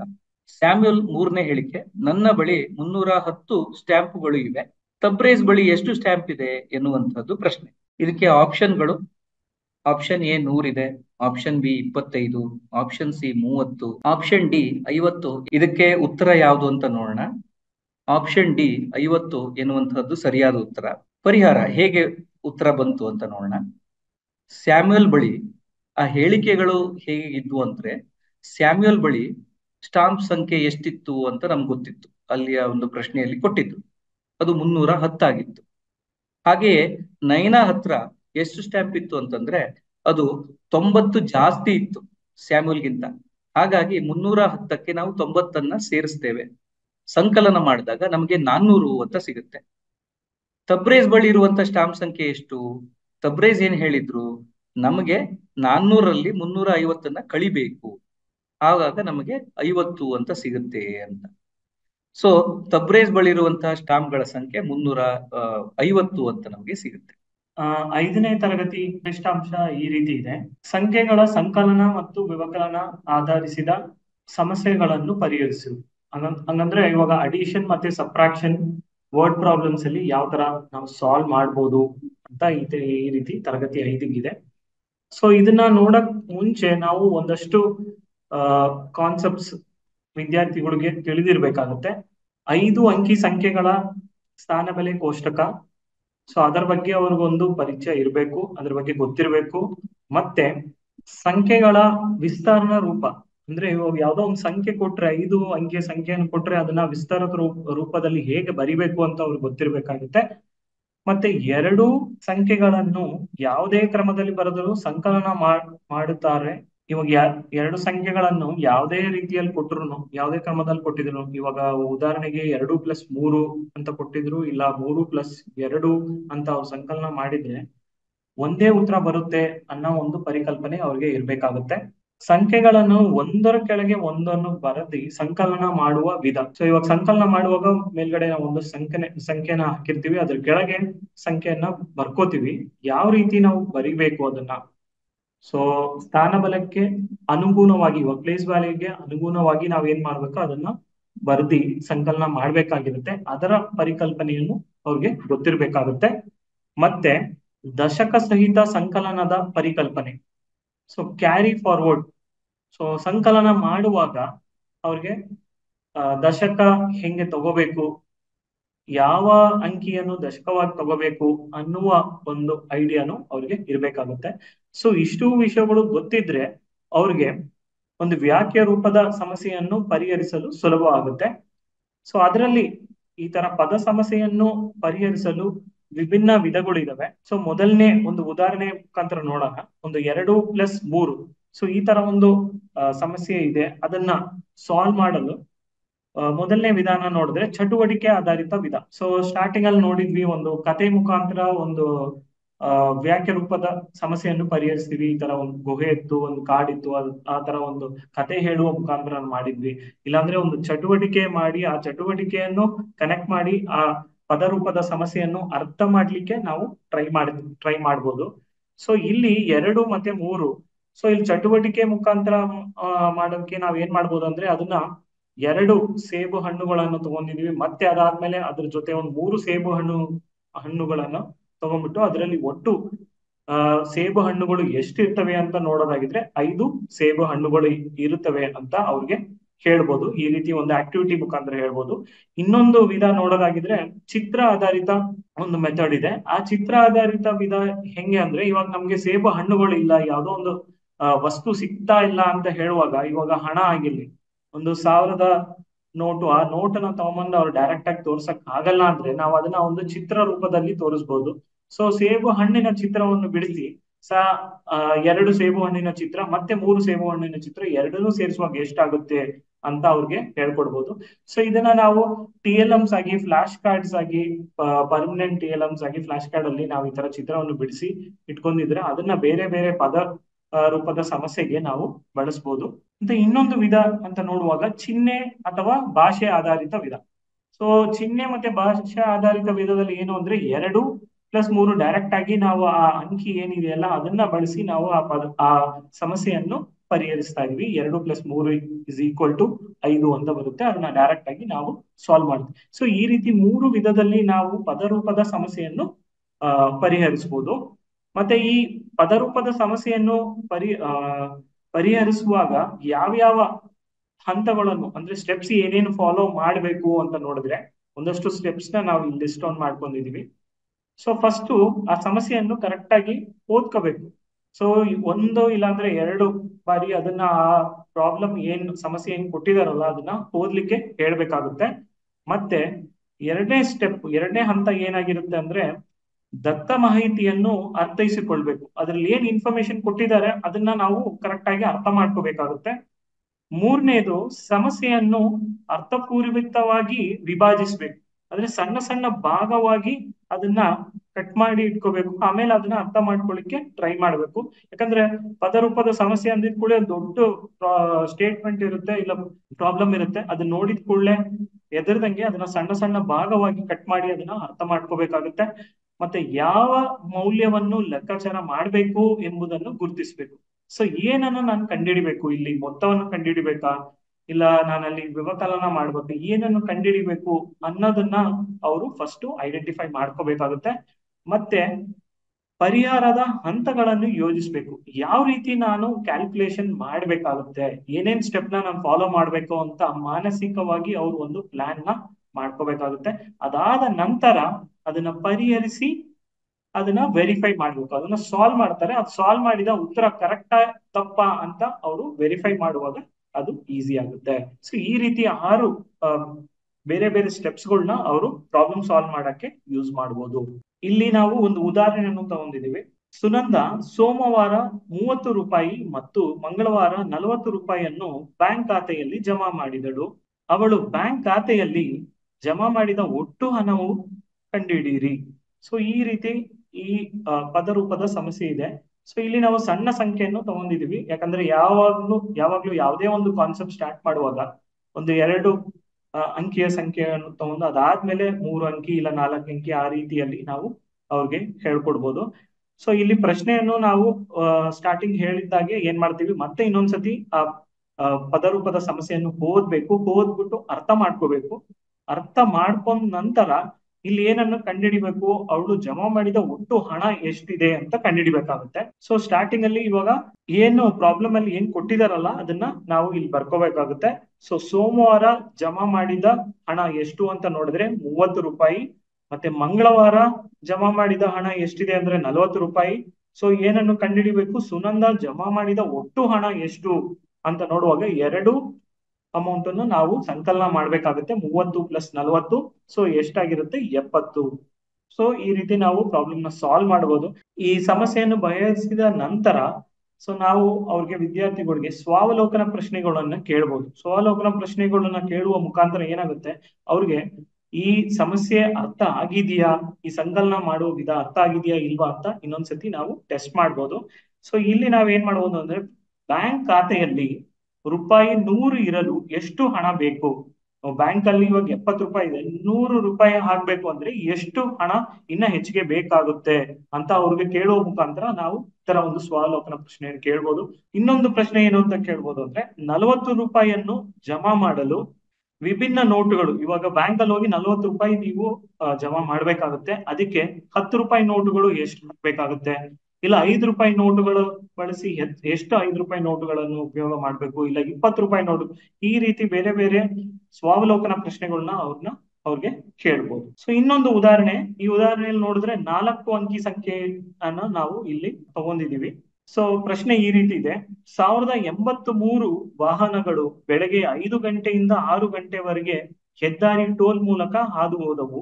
ಬೆಳಗ್ಗೆ 6 ಗಂಟೆಯಿಂದ 7 ಗಂಟೆವರೆಗೂ 2945 ವಾಹನಗಳು ಇದೇ ಟೋಲ್ ನಲ್ಲಿ ಸಂಚರಿಸಿದವು. ಬೆಳಗ್ಗೆ 5ರಿಂದ 7 ಗಂಟೆವರೆಗೆ ಟೋಲ್ ಮುಖಾಂತರ ಎಷ್ಟು ವಾಹನಗಳು ಹಾದು ಹೋದವು? ಸೊ ಈ ಪ್ರಶ್ನೆಯಲ್ಲಿ ಏನ್ ಕೊಟ್ಟಿದ್ದಾರೆ ಅಂದ್ರೆ, 5 ಗಂಟೆಯಿಂದ 6 ಗಂಟೆ ಒಳಗೆ ಒಂದಷ್ಟು ವಾಹನಗಳು ಹೋಗ್ತಾ ಇದಾವೆ, ಮತ್ತೆ 6 ಗಂಟೆಯಿಂದ 7 ಗಂಟೆ ಒಳಗೂ ಒಂದಷ್ಟು ವಾಹನಗಳು ಹೋಗ್ತಾ ಇದಾವೆ. ಸೊ ಇವಾಗ ನಾವು ಕಂಡುಹಿಡಿಬೇಕಾಗಿರೋದು ಏನು ಅಂದ್ರೆ, ಬೆಳಗ್ಗೆ 5ರಿಂದ 7 ಗಂಟೆಯಲ್ಲಿ ಎಷ್ಟು ವಾಹನಗಳು ಹೋಗಿದೆ. ಸೊ ಇಲ್ಲಿ ನಾವು ಫಸ್ಟ್ ಏನ್ ಪ್ರಶ್ನೆಯಲ್ಲಿ ಕೊಟ್ಟಿದಾರೋ ಅದನ್ನ ಬರೀತಾ ಇದೀವಿ. ಬೆಳಗ್ಗೆ 5 ಗಂಟೆಯಿಂದ 6 ಗಂಟೆವರೆಗೂ ಟೋಲ್ ಮೂಲಕ ಹಾದು ಹೋದ ವಾಹನಗಳ ಸಂಖ್ಯೆ ಎಷ್ಟು ಅಂತ ನೋಡಿದ್ರೆ 1083. ಮತ್ತೆ ಬೆಳಗ್ಗೆ 6 ಗಂಟೆಯಿಂದ 7 ಗಂಟೆವರೆಗೆ ಟೋಲ್ ಮೂಲಕ ಹಾದು ಹೋದ ವಾಹನಗಳ ಸಂಖ್ಯೆ ಎಷ್ಟು ಅಂತ ನೋಡಿದ್ರೆ 2945. ಸೊ ಇವಾಗ ನಾವು ಕಂಡುಹಿಡಿಬೇಕಾಗಿರೋದು ಏನು ಅಂದ್ರೆ, ಬೆಳಗ್ಗೆ 5ರಿಂದ 7 ಗಂಟೆಯಲ್ಲಿ ಎಷ್ಟು ವಾಹನಗಳು ಹೋಗಿದೆ ಅಂತ ನೋಡುವಾಗ ಎರಡನ್ನು ನಾವು ಸಂಕಲನ ಇಲ್ಲಿ ಮಾಡ್ತಾ ಇದೀವಿ. ಸೊ 1083 + 2945 ಎರಡನ್ನು ಸಂಕಲನ ಮಾಡ್ಬೇಕಾಗುತ್ತೆ. ಸೊ ಇಲ್ಲಿ ಸಂಕಲನ ಮಾಡುವಾಗ ನಾವು ಇಲ್ಲಿ ಏನ್ ಮಾಡಿದೀವಿ, ಒಂದು ಸ್ಥಾನಬೆಲೆ ಕೋಷ್ಟಕವನ್ನು ಹಾಕೊಂಡಿದೀವಿ, ಪ್ಲೇಸ್ ವ್ಯಾಲ್ಯೂ ಚಾರ್ಟ್. ಅದರಲ್ಲಿ ಈ ಸಂಖ್ಯೆಗಳನ್ನು ಅದಕ್ಕೆ ಸ್ಥಾನಕ್ಕೆ ಅನುಗುಣವಾಗಿ ನಾವು ಅಲ್ಲಿ ಬರ್ದಿದೀವಿ. ಸೊ ಬಿಡಿ ಸ್ಥಾನ, 10ರ ಸ್ಥಾನ, 100ರ ಸ್ಥಾನ ಮತ್ತೆ 1000ದ ಸ್ಥಾನ. ಸೊ ಇಲ್ಲಿ ಫಸ್ಟ್ ನಾವು ಬಿಡಿ ಸ್ಥಾನವನ್ನು ಸಂಕಲನ ಮಾಡಬೇಕು. 5 ಮತ್ತೆ 3 ಎರಡನ್ನು ಕೂಡಿಸಿದ್ರೆ ನಮ್ಗೆ 8 ಅಂತ ಬರುತ್ತೆ. ಮತ್ತೆ 8 ಮತ್ತೆ 4 ನಾವು ಕೂಡಿಸುವಾಗ ಎಷ್ಟು ಅಂತ ಬರುತ್ತೆ, 12. ಸೊ ಇಲ್ಲಿ ತುಂಬಾ ವಿದ್ಯಾರ್ಥಿಗಳಿಗೆ ಇಲ್ಲೊಂದಷ್ಟು ಕನ್ಫ್ಯೂಷನ್ ಬರುತ್ತೆ. ಈ 12ರಲ್ಲಿ ಯಾವ ಅಂಕಿಯನ್ನು ದಶಕವಾಗಿ ತಗೊಂಡು ಹೋಗ್ಬೇಕು, ಯಾವ ಅಂಕಿಯನ್ನು ಅಲ್ಲೇ ಬರಿಬೇಕು ಅಂತ. ತುಂಬಾ ಜನ ಏನ್ ಮಾಡ್ತಾರೆ, ಎರಡನ್ನು ದಶಕವಾಗಿ ತಗೊಂಡು ಹೋಗ್ತಾರೆ, ಒಂದನ್ನು ಅಲ್ಲೇ ಹಾಕ್ಬೋದು. ಸೊ ಇಲ್ಲಾಂದ್ರೆ ಒಂದನ್ನ ದಶಕವಾಗಿ ತಗೊಂಡೋಗಿ 2. ಸೊ ಇಲ್ಲಿ ನಾವು ಅಲ್ಲಿ ಅವ್ರಿಗೆ ಕಾನ್ಸೆಪ್ಟ್ ಅಲ್ಲಿ ಕ್ಲಿಯರ್ ಆಗಿ ಹೇಳ್ಬೇಕು. ಇಲ್ಲ 12 10ಗಳು ಇದಾವೆ, 12 10ಗಳಲ್ಲಿ 10 ಹತ್ತುಗಳನ್ನು 100 ನಾವು ಚೇಂಜ್ ಮಾಡ್ಬೋದು. ಸೊ ಆ 100 ದಶಕವಾಗಿ ಮುಂದೆ ಹಾಕ್ಬೋದು 100ರ ಸ್ಥಾನದಲ್ಲಿ. ಮತ್ತೆ ಉಳಿದಿರುವ 2 ಹತ್ತುಗಳು ಏನಿದೆಯಲ್ಲ ಅದನ್ನ ಅಲ್ಲೇ ಇಡ್ಬೋದು ಅಂತ ಅವ್ರಿಗೆ ಹೇಳ್ಬೋದು. ಇಲ್ಲ ಸಿಂಪಲ್ ಆಗಿ ಅವ್ರಿಗೆ ಹೇಳ್ಕೊಡ್ಬೋದು, ಯಾಕಂದ್ರೆ ಇಲ್ಲಿ ತುಂಬಾ ಮಿಸ್ಟೇಕ್ ಮಾಡ್ತಾರೆ. ಸೊ ಇದನ್ನ ಒಂದ್ ಸ್ವಲ್ಪ ಕ್ಲಿಯರ್ ಐಡಿಯಾನ ಕೊಡ್ಬೇಕಾಗುತ್ತೆ. ಮತ್ತೆ ಇದನ್ನ ಕೂಡಿಸುವಾಗ 10 ಅಂತ ಬರುತ್ತೆ, 10ಅಲ್ಲಿ 0 ಅಲ್ಲಿ ಇಡ್ತೀವಿ, ಮತ್ತೆ 1 ಅಂತ ತಗೊಂತೀವಿ. ಈ ರೀತಿ ನಾವು ಸಂಕಲನ ಮಾಡುವಾಗ ಒಟ್ಟು ಎಷ್ಟಿದೆ ಅಂದ್ರೆ ಒಟ್ಟು 4028 ವಾಹನಗಳು 5 ಗಂಟೆಯಿಂದ 7 ಗಂಟೆ ಒಳಗೆ ಹೋಗಿದೆ ಅಂತ ಗೊತ್ತಾಯ್ತು. ಅದನ್ನ ಮಾನಸಿಕ ಲೆಕ್ಕಾಚಾರ ಮುಖಾಂತರ ನಾವು ಅದನ್ನ ಸಾಲ್ವ್ ಮಾಡ್ಬೋದಾ ಅಂತ ನೋಡಿದ್ರೆ, ಇವಾಗ 1083 ಅದನ್ನ ನಾವು ಎಕ್ಸ್ಪ್ಯಾಂಡ್ ಮಾಡ್ತಾ ಇದ್ವಿ. 1000 + 80 + 3. ಸೊ ಆ 1000ನ 2945 ಜೊತೆ ಕೂಡಿಸುವಾಗ 3045 ಬರುತ್ತೆ. ಅದನ್ನ 80 ಜೊತೆ ಕೂಡಿಸಿ ಮತ್ತೆ 3 ಜೊತೆ ಕೂಡಿಸುವಾಗ 4028. ಈ ರೀತಿಯಲ್ಲೂ ನಾವು ಅದನ್ನ ಕ್ಯಾಲ್ಕುಲೇಷನ್ ಮಾಡ್ಬೋದು ಅಂತ ಅವ್ರಿಗೆ ಹೇಳ್ಕೊಡ್ಬೋದು. ಮತ್ತೆ ಇಲ್ಲಿ ಒಂದು ಸ್ವಾವಲೋಕನ ಪ್ರಶ್ನೆ ಏನ್ ಕೇಳ್ಬೋದು ಅಂತ ನೋಡಿದ್ರೆ, ಇವಾಗ ಬೆಳಗ್ಗೆ 5ರಿಂದ 5 ಗಂಟೆಯಿಂದ 6 ಗಂಟೆ, ಮತ್ತೆ 6 ಗಂಟೆ 6ರಿಂದ 7 ಗಂಟೆ, ಇದರ ಮಧ್ಯದಲ್ಲಿ ಇವಾಗ 5 ಗಂಟೆಯಿಂದ 6 ಗಂಟೆಯಲ್ಲಿ 1083 ವಾಹನಗಳು ಹೋಗಿದ್ದಾವೆ. 6 ಗಂಟೆಯಿಂದ 7 ಗಂಟೆಯಲ್ಲಿ 2945 ವಾಹನಗಳು ಹೋಗಿದೆ. ಸೊ ಎರಡರಲ್ಲೂ ಎಷ್ಟು ಹೆಚ್ಚಿನ ವಾಹನಗಳು ಹೋಗಿದೆ ಅಂತ ಅವ್ರಿಗೆ ಕಂಪೇರ್ ಮಾಡಿ ಹೇಳಕ್ಕೆ ಆಗುತ್ತಾ ಅಂತ ಅವರೊಂದಷ್ಟು ಪ್ರಶ್ನೆಗಳನ್ನ, ರಿಫ್ಲೆಕ್ಟಿವ್ ಪ್ರಶ್ನೆಗಳನ್ನ ಕೇಳ್ಬೋದು. ಇನ್ನೊಂದು ನೋಡೋದಾಗಿದೆ ನಮ್ಗೆ ನ್ಯಾಸ್ ಎಲ್ಲೋ 401. ಸೊ ಈ ಏನ್ ಕ್ಲಿಷ್ಟಾಂಶ ಇದೆಯಲ್ಲ ಅದಕ್ಕೆ ಕನೆಕ್ಟೆಡ್ ಆಗಿದೆ. ಸೊ ಎಲ್ಲೋ ಕಲಿಕಾ ಫಲ ಈ ರೀತಿ ಇದೆ: 4 ಮೂಲ ಕ್ರಿಯೆಗಳನ್ನು ಉಪಯೋಗಿಸಿ ನಿತ್ಯ ಜೀವನದ ಸಮಸ್ಯೆಗಳನ್ನು ರಚಿಸುವರು ಮತ್ತು ಬಿಡಿಸುವರು. ಸೊ ಇದಕ್ಕೆ ಕನೆಕ್ಟೆಡ್ ಆಗಿ ಒಂದು ಪದ ಸಮಸ್ಯೆಯನ್ನು ಇಲ್ಲೇ ಹಾಕೊಂಡಿದ್ವಿ. ಒಂದು ಲಾರಿಯಲ್ಲಿ 56,123 ಹಣ್ಣುಗಳಿವೆ. ಅವುಗಳಲ್ಲಿ 19,453 ಬಾಳೆಹಣ್ಣು ಮತ್ತೆ 25,000 ಮಾವಿನ ಹಣ್ಣು ಮತ್ತು ಉಳಿದವು ಸೇಬು ಹಣ್ಣು ಆಗಿವೆ. ಹಾಗಾದರೆ ಲಾರಿಯಲ್ಲಿ ಎಷ್ಟು ಸೇಬು ಹಣ್ಣುಗಳಿವೆ ಅಂತ ಒಂದು ಪ್ರಶ್ನೆ ಇದೆ. ಸೊ ಈ ಪ್ರಶ್ನೆಗೆ 4 ಆಪ್ಷನ್ಗಳು ಇದಾವೆ: 44,456, 11,667, ಮತ್ತೆ ಸಿ ಮತ್ತೆ ಡಿ. ಓಕೆ, ಇದರ ಪ್ರಶ್ನೆಯ ಉತ್ತರ ನೋಡೋಣ ಹೇಗೆ ಬರುತ್ತಂತ. ಸೊ ಸ್ಟಾರ್ಟಿಂಗ್ ಅಲ್ಲಿ ನಾವ್ ಏನ್ ಮಾಡ್ಬೇಕಂದ್ರೆ, ನಮ್ಗೇನ್ ಇಲ್ಲಿ ಈ ಪ್ರಶ್ನೆಯಲ್ಲಿ ಏನ್ ಕೊಟ್ಟಿದ್ದಾರೆ ಅಂತ ನೋಡೋಣ. ಸೊ ಇದನ್ನ ಒಂದು ಲಾರಿಯಲ್ಲಿ 56,123 ಹಣ್ಣುಗಳು ಇದಾವೆ ಅಂತ. ಸೊ ಆ ಲಾರಿಯನ್ನು ಈ ರೀತಿ ನಾವು ಇಮ್ಯಾಜಿನ್ ಮಾಡ್ಕೊಂಡ್ರೆ, ಈ ಲಾರಿ ಇದೆ, ಆ ಲಾರಿಯಲ್ಲಿ ಒಂದು ಸೇಬು ಹಣ್ಣು, ಬಾಳೆಹಣ್ಣು ಮತ್ತೆ ಮಾವಿನ ಹಣ್ಣುಗಳು ಇದಾವೆ. ಒಟ್ಟು ಎಷ್ಟಿದಾವೆ ಅಂತ ನೋಡಿದ್ರೆ 56,123 ಒಟ್ಟು ಹಣ್ಣುಗಳು ಇದಾವೆ. ಸೊ ನೆಕ್ಸ್ಟ್ ಟೋಟಲ್ ಇವಾಗ ಮಾವಿನ ಹಣ್ಣು ಮತ್ತೆ ಬಾಳೆಹಣ್ಣು ಅದರ ಒಟ್ಟು ಎಷ್ಟು ಇದೆ, ಅದರ ಮೊತ್ತ ಎಷ್ಟಿದೆ ಅಂತ ನೋಡಿದ್ರೆ 19,456 + 25,000. ಇದು ಎರಡನ್ನೂ ನಾವು ಸಂಕಲನ ಮಾಡುವಾಗ ಇದರ ಮೌಲ್ಯ ಸಿಗುತ್ತೆ. ಅದನ್ನ ನಾವು ಈ ರೀತಿ ಕೋಷ್ಟಕ ರೂಪದಲ್ಲಿ ಮಾಡಿದ್ರೆ 6 + 0 6 ಆಗಿರುತ್ತೆ. ಮತ್ತೆ 5 + 0 ಅದೇ ರೀತಿ 5 ಮತ್ತೆ 4 ಮತ್ತೆ 9 + 5 ಅಂತ ಬರುವಾಗ 14. ಇದರಲ್ಲಿ ನಾವು ದಶಕವಾಗಿ 1 ತಗೊಂಡ್ ಹೋಗ್ತೀವಿ, 4 ಅಲ್ಲೇ ಇಡ್ತೀವಿ, ಮತ್ತೆ ಟೋಟಲ್ ಮಾಡಿದ್ರೆ ನಮ್ಗೆ 4 ಅಂತ ಬರುತ್ತೆ. ಸೊ ಟೋಟಲ್ ಮಾವಿನ ಹಣ್ಣು ಮತ್ತೆ ಬಾಳೆಹಣ್ಣು ಎಷ್ಟಿದೆ ಅಂತ ನೋಡಿದ್ರೆ 44,456 ಅಂತ. ಸೊ ಇವಾಗ ನಾವು ಏನನ್ನು ಕಂಡುಹಿಡಿಬೇಕು, ಇಲ್ಲೇ ಪ್ರಾಬ್ಲಮ್ ನ ನಿಲ್ಲಿಸಬಾರ್ದು. ಏನನ್ನು ಕಂಡುಹಿಡಿಬೇಕು ಅಂದ್ರೆ, ಆ ಲಾರಿಯಲ್ಲಿ ಎಷ್ಟು ಸೇಬು ಹಣ್ಣುಗಳು ಇದಾವೆ ಅಂತ ಕಂಡುಹಿಡಿಬೇಕು. ಸೇಬು ಹಣ್ಣುಗಳ ಸಂಖ್ಯೆ ಎಷ್ಟು ಅಂತ ಕಂಡುಹಿಡಿಬೇಕಾಗುತ್ತೆ. ಸೊ ಲಾರಿಯಲ್ಲಿ ಹಣ್ಣುಗಳ ಸಂಖ್ಯೆ ಮೈನಸ್ ಬಾಳೆಹಣ್ಣು ಮತ್ತು ಮಾವಿನ ಹಣ್ಣುಗಳ ಒಟ್ಟು ಸಂಖ್ಯೆ, ಇದೆ ಎರಡನ್ನೂ ನಾವು ವ್ಯವಕಲನ ಮಾಡುವಾಗ ನಮ್ಗೆ ಸೇಬು ಹಣ್ಣುಗಳ ಸಂಖ್ಯೆ ಸಿಗುತ್ತೆ. ಸೊ ಈ 56,123 ಮೈನಸ್ 44,456. ಸೊ ಅದೇ ರೀತಿಯಲ್ಲಿ ಕೋಷ್ಟಕದಲ್ಲಿ ಬರ್ಕೊಂಡಿದ್ದೀವಿ. ಸೊ ಆಲ್ರೆಡಿ ನಾವು ನೋಡಿದೀವಿ, ವ್ಯವಕಲನ ಮಾಡುವಾಗ 3ರಿಂದ 6 ನಾವು ಕಳಿಯಲಿಕ್ಕೆ ಆಗಲ್ಲ. ಅವಾಗ ಏನ್ ಮಾಡ್ತೀವಿ, ದಶಕ ತಗೋತೀವಿ, 13 ಅಂತ ಬರುತ್ತೆ. ಸೊ 13ರಿಂದ 6 ಕಳೆಯುವಾಗ 7 ಅಂತ ಬರುತ್ತೆ. ಸೊ ಅದೇ ರೀತಿಯಲ್ಲಿ 1ರಿಂದ 5 ಕಳೆಯಲಿಕ್ಕೆ ಆಗಲ್ಲ, ನಾವು ಮತ್ತೆ 1 ದಶಕವಾಗಿ ತಗೋತೀವಿ. 11ರಿಂದ 5 ಕಳೆಯುವಾಗ ನಮ್ಗೆ 6 ಅಂತ ಬರುತ್ತೆ. ಸೊ 0ಯಿಂದ 4 ಕಳೆಯಲು ಆಗಲ್ಲ. ಸೊ ಅದರಿಂದ ದಶಕ ತಗೊಳ್ಳುವಾಗ 10, 10ರಿಂದ 4 ತೆಗೆಯುವಾಗ ನಮಗೆ 6 ಅಂತ ಬರುತ್ತೆ. ಅದೇ ರೀತಿಯಲ್ಲಿ ಮುಂದೆ 5, 5ರಿಂದ 4 ಹೋಗುವಾಗ 1, ಮತ್ತೆ 5, 5ರಿಂದ 4 ತೆಗೆಯುವಾಗ 1 ಅಂತ ಬರುತ್ತೆ. ನಮಗೆ ಉತ್ತರ 11,667 ಸೇಬು ಹಣ್ಣುಗಳು ಇದಾವೆ ಅಂತ ಅವ್ರಿಗೆ ನಾವು ಹೇಳ್ಕೊಡ್ಬೋದು.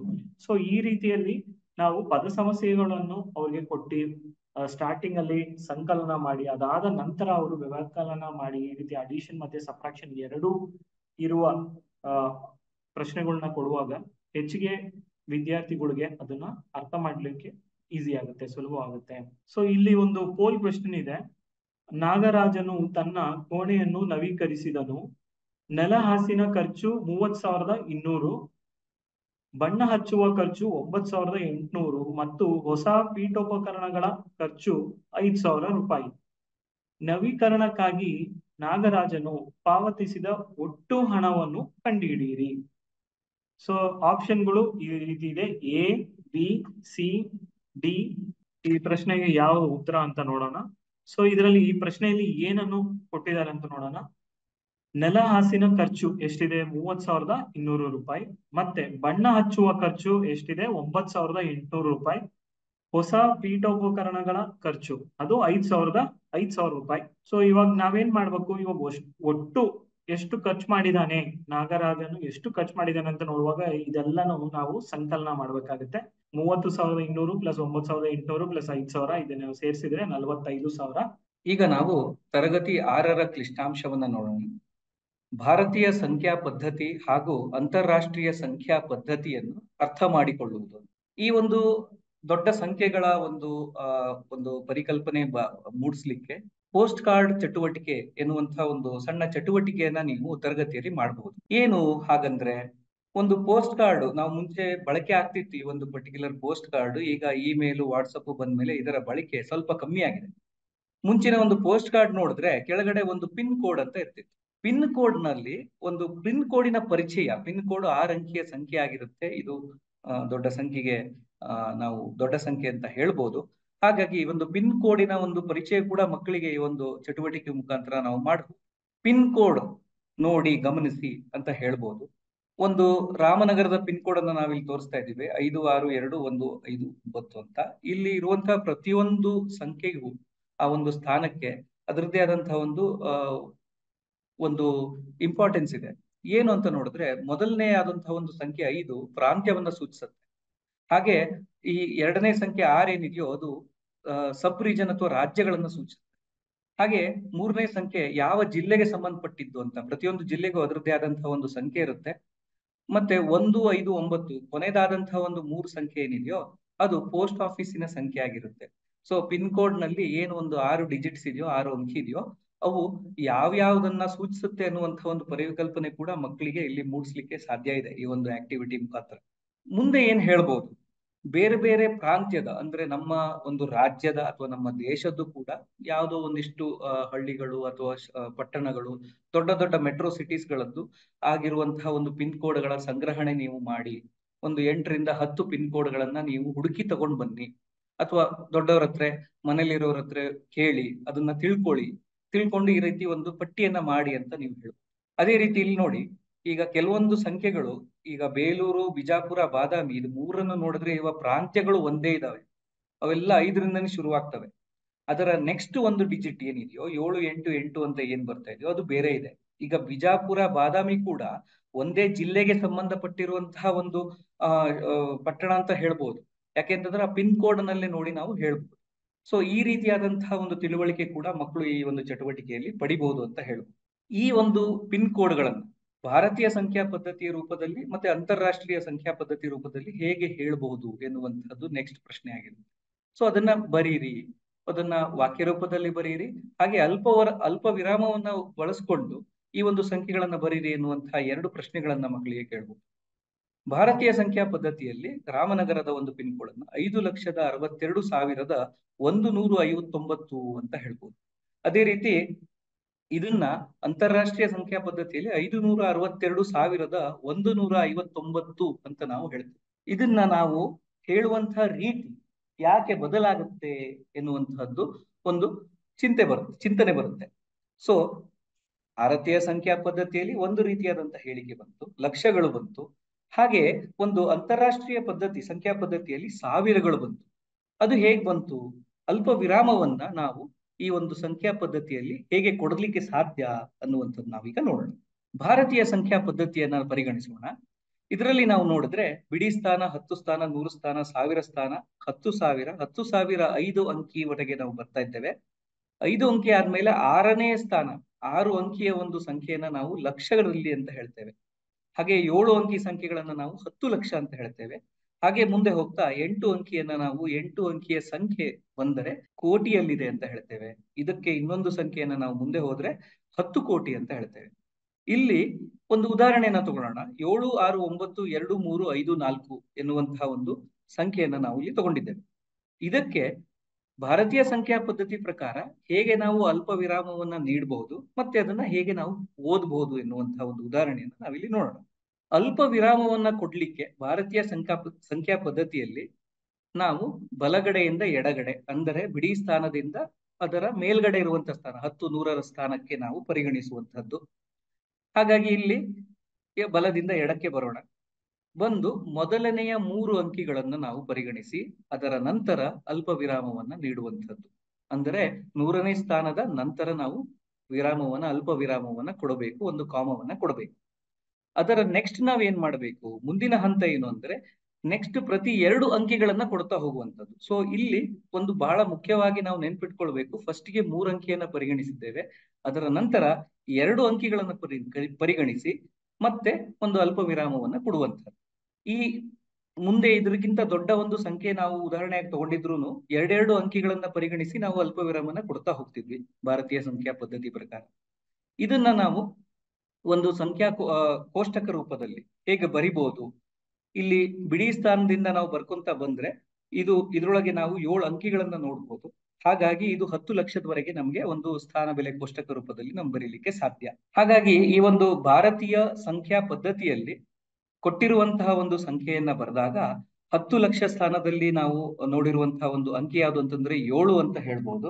ಹಾಗೆ ಲಕ್ಷ ಸ್ಥಾನದಲ್ಲಿ 6, 10,000ದಲ್ಲಿ 9, 1000ದಲ್ಲಿ 2, 100ನೇ ಸ್ಥಾನದಲ್ಲಿ 3, 10ರಲ್ಲಿ 5, ಹಾಗೆ ಬಿಡಿ ಸ್ಥಾನದಲ್ಲಿ 4. ಈ ರೀತಿ ಸಂಖ್ಯಾ ಕೋಷ್ಟಕದಲ್ಲಿ ಸಹ ಬರ್ಕೊಬಹುದು. ಈ ಸಂಖ್ಯೆಯ ಹೆಸರು ಏನಾಗುತ್ತೆ, 10 ಲಕ್ಷದಲ್ಲಿದೆ, ಆ ಒಂದು ಸ್ಥಾನ ಬೆಲೆಯಲ್ಲಿ 7 ಇದೆ ನಮಗೆ. ಹಾಗಾಗಿ 76,92,354 ಅಂತ ನಾವಿಲ್ಲಿ ಹೇಳ್ಬೋದು. ಇದು ಭಾರತೀಯ ಸಂಖ್ಯಾ ಪದ್ಧತಿಯಲ್ಲಿ ಕೊಟ್ಟಿರುವಂತಹ ಒಂದು ಸಂಖ್ಯೆಯನ್ನ ಅಲ್ಪ ವಿರಾಮ ಹೇಗೆ ಬಳಸಬಹುದು, ಅದೇ ರೀತಿ ಆ ಸಂಖ್ಯೆಯ ಹೆಸರನ್ನ ಹೇಗೆ ಹೇಳ್ಬೋದು ಅಂತ ನಾವು ನೋಡಿದ್ವಿ. ನೆಕ್ಸ್ಟ್ ನಾವು ಅಂತಾರಾಷ್ಟ್ರೀಯ ಸಂಖ್ಯಾ ಪದ್ಧತಿಯಲ್ಲಿ ಇದೇ ಸಂಖ್ಯೆಯನ್ನ ನಾವು ಹೇಗೆ ಬರಿಬಹುದು ಅಂತ ನಾವೀಗ ನೋಡೋಣ. ಅಂತಾರಾಷ್ಟ್ರೀಯ ಪದ್ಧತಿಯಲ್ಲಿ ನಾವು ಈ ಒಂದು ಸ್ಥಾನಗಳ ಹೆಸರು ಹೇಗಿರುತ್ತೆ ಅಂತಂದ್ರೆ 1000 ಸ್ಥಾನ, 10,000 ಸ್ಥಾನ 5 ಅಂಕಿಯವರೆಗೆ ಅದು ಕರೆಕ್ಟ್ ಆಗಿ ಇರುತ್ತೆ. ಸೇಮು ಅದು ಭಾರತೀಯ ಸಂಖ್ಯಾ ಪದ್ಧತಿಯಲ್ಲೂ ಕೂಡ ಅದು ಸೇಮ್ ಆಗೇ ಇದೆ. 6 ಅಂಕಿ ಬಂದಾಗ ಅಲ್ಲಿ ಏನು ನಾವು ಲಕ್ಷ ಅಂತಿದ್ವೋ ಇಲ್ಲಿ 100,000 ಅಂತ ನಾವು ಹೇಳ್ತೇವೆ. ಅದೇ ರೀತಿ 7 ಅಂಕಿ ಬಂದಾಗ ಮಿಲಿಯನ್ ಅಂತ ನಾವು ಹೇಳ್ತೇವೆ. ಅದೇ ರೀತಿ ಅದರ ನೆಕ್ಸ್ಟ್ 8 ಅಂಕಿ ಬಂದಾಗ 10 ಮಿಲಿಯನ್ ಅಂತ ಹೇಳ್ತೇವೆ, 100 ಮಿಲಿಯನ್ ಅಂತ ಹೇಳ್ತೇವೆ 9 ಅಂಕಿ ಬಂದಾಗ. ಸೊ ಕೊಟ್ಟಿರುವಂತಹ ಸಂಖ್ಯೆ 7, 6, 9, 2, 3, 5, 4. ಇದನ್ನ ಭಾರತೀಯ ಅಂತಾರಾಷ್ಟ್ರೀಯ ಸಂಖ್ಯಾ ಪದ್ಧತಿ ರೂಪದಲ್ಲಿ ನಾವು ಅಲ್ಪ ವಿರಾಮವನ್ನ ಹೇಗೆ ಕೊಡಬಹುದು, ಅದೇ ರೀತಿ ಅದರ ಹೆಸರನ್ನ ನಾವು ಹೇಗೆ ಹೇಳ್ಬೋದು ಅಂತ ನೋಡೋಣ.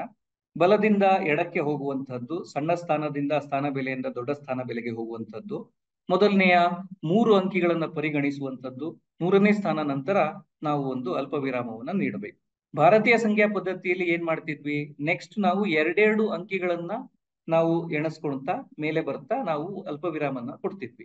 ಬಟ್ ಈ ಒಂದು ಅಂತಾರಾಷ್ಟ್ರೀಯ ಸಂಖ್ಯಾ ಪದ್ಧತಿಯಲ್ಲಿ ಪ್ರತಿ 3 ಸ್ಥಾನಕ್ಕೆ ಪರಿಗಣಿಸಿ ನಾವು ಕೊಡಬೇಕು. ಹಾಗಂದ್ರೆ 2, 9, 6 ನೆಕ್ಸ್ಟ್ ಇರುವಂತಹ 3 ಡಿಜಿಟ್ ಗಳನ್ನ ನಾವು ಪರಿಗಣಿಸಿ, ಅಂಕಿಗಳನ್ನ ಪರಿಗಣಿಸಿ ಅದರ ನಂತರ ನಾವು ಅಲ್ಪ ವಿರಾಮವನ್ನು ನೀಡುತ್ತೇವೆ. ಸೊ ಅಲ್ಪ ವಿರಾಮ ನೀಡುವಂತಹ ಪ್ರಕ್ರಿಯೆ ಅಂತಾರಾಷ್ಟ್ರೀಯ ಪದ್ಧತಿಯಲ್ಲಿ ಸ್ವಲ್ಪ ವ್ಯತ್ಯಾಸ ಇದೆ. ಇದನ್ನ ಗಮನಿಸಿ ಮಕ್ಕಳಿಗೆ ಹೇಳುವಂಥದ್ದು ಬಹಳ ಇಂಪಾರ್ಟೆಂಟ್ ಆಗಿರುತ್ತೆ. ಇದನ್ನ ಹೇಗೆ ಓದ್ಬೋದು, ಇದು ಒಂದು 7,692,354 ಅಂತ ನಾವಿಲ್ಲಿ ಓದ್ಬೋದು. ಇನ್ನು ಇಲ್ಲಿ ಕೆಲವೊಂದು ಸಂಖ್ಯೆಗಳ ರಿಲೇಷನ್ಸ್, ಅದರಲ್ಲಿ ಇರುವಂತಹ ಒಂದು ರಿಲೇಶನ್ಶಿಪ್ ಅನ್ನ ನೆನ್ಪಿಟ್ಕೊಂಡ್ರೆ ಬಹಳ ಇಂಪಾರ್ಟೆಂಟ್. 1000 ಬಿಲಿಯನ್ ಅನ್ನ ನಾವು 1 ಬಿಲಿಯನ್ ಅಂತ ಹೇಳ್ತೇವೆ ಎನ್ನುವಂತಹದ್ದು ಕೂಡ ನೆನ್ಪಿಟ್ಕೊಂಡ್ರೆ ಬಹಳ ಚೆನ್ನಾಗಿರುತ್ತೆ. ಈ ದೊಡ್ಡ ದೊಡ್ಡ ಸಂಖ್ಯೆಗಳ ಬಳಕೆ ಎಲ್ಲಿ ಆಗುತ್ತೆ, ಈ ಜನಸಂಖ್ಯೆಗಳನ್ನ ತೋರಿಸ್ಲಿಕ್ಕೆ, ನಾವು ಇವಾಗ ಯೂಟ್ಯೂಬ್ ನೋಡ್ತಾ ಇರ್ತೇವೆ, ಅದ್ರೊಳಗೆ ನಂಬರ್ ಆಫ್ ವ್ಯೂಸ್ ಬರೀ ಮಿಲಿಯನ್ಸ್ ಅಲ್ಲೇ ಬರ್ತಾ ಇರುತ್ತೆ. 1 ಮಿಲಿಯನ್ ವ್ಯೂ ಆಯ್ತು, 2 ಮಿಲಿಯನ್ ಆಯ್ತು, 2.5 ಮಿಲಿಯನ್ ವ್ಯೂ ಆಯ್ತು ಅಂತ ನಾವು ಹೇಳ್ತಿರ್ತೇವೆ. ಅಲ್ಲಿ ಕೂಡ ಒಂದು ಅಂತಾರಾಷ್ಟ್ರೀಯ ಸಂಖ್ಯಾ ಪದ್ಧತಿಯ ಬಳಕೆ ಇದೆ.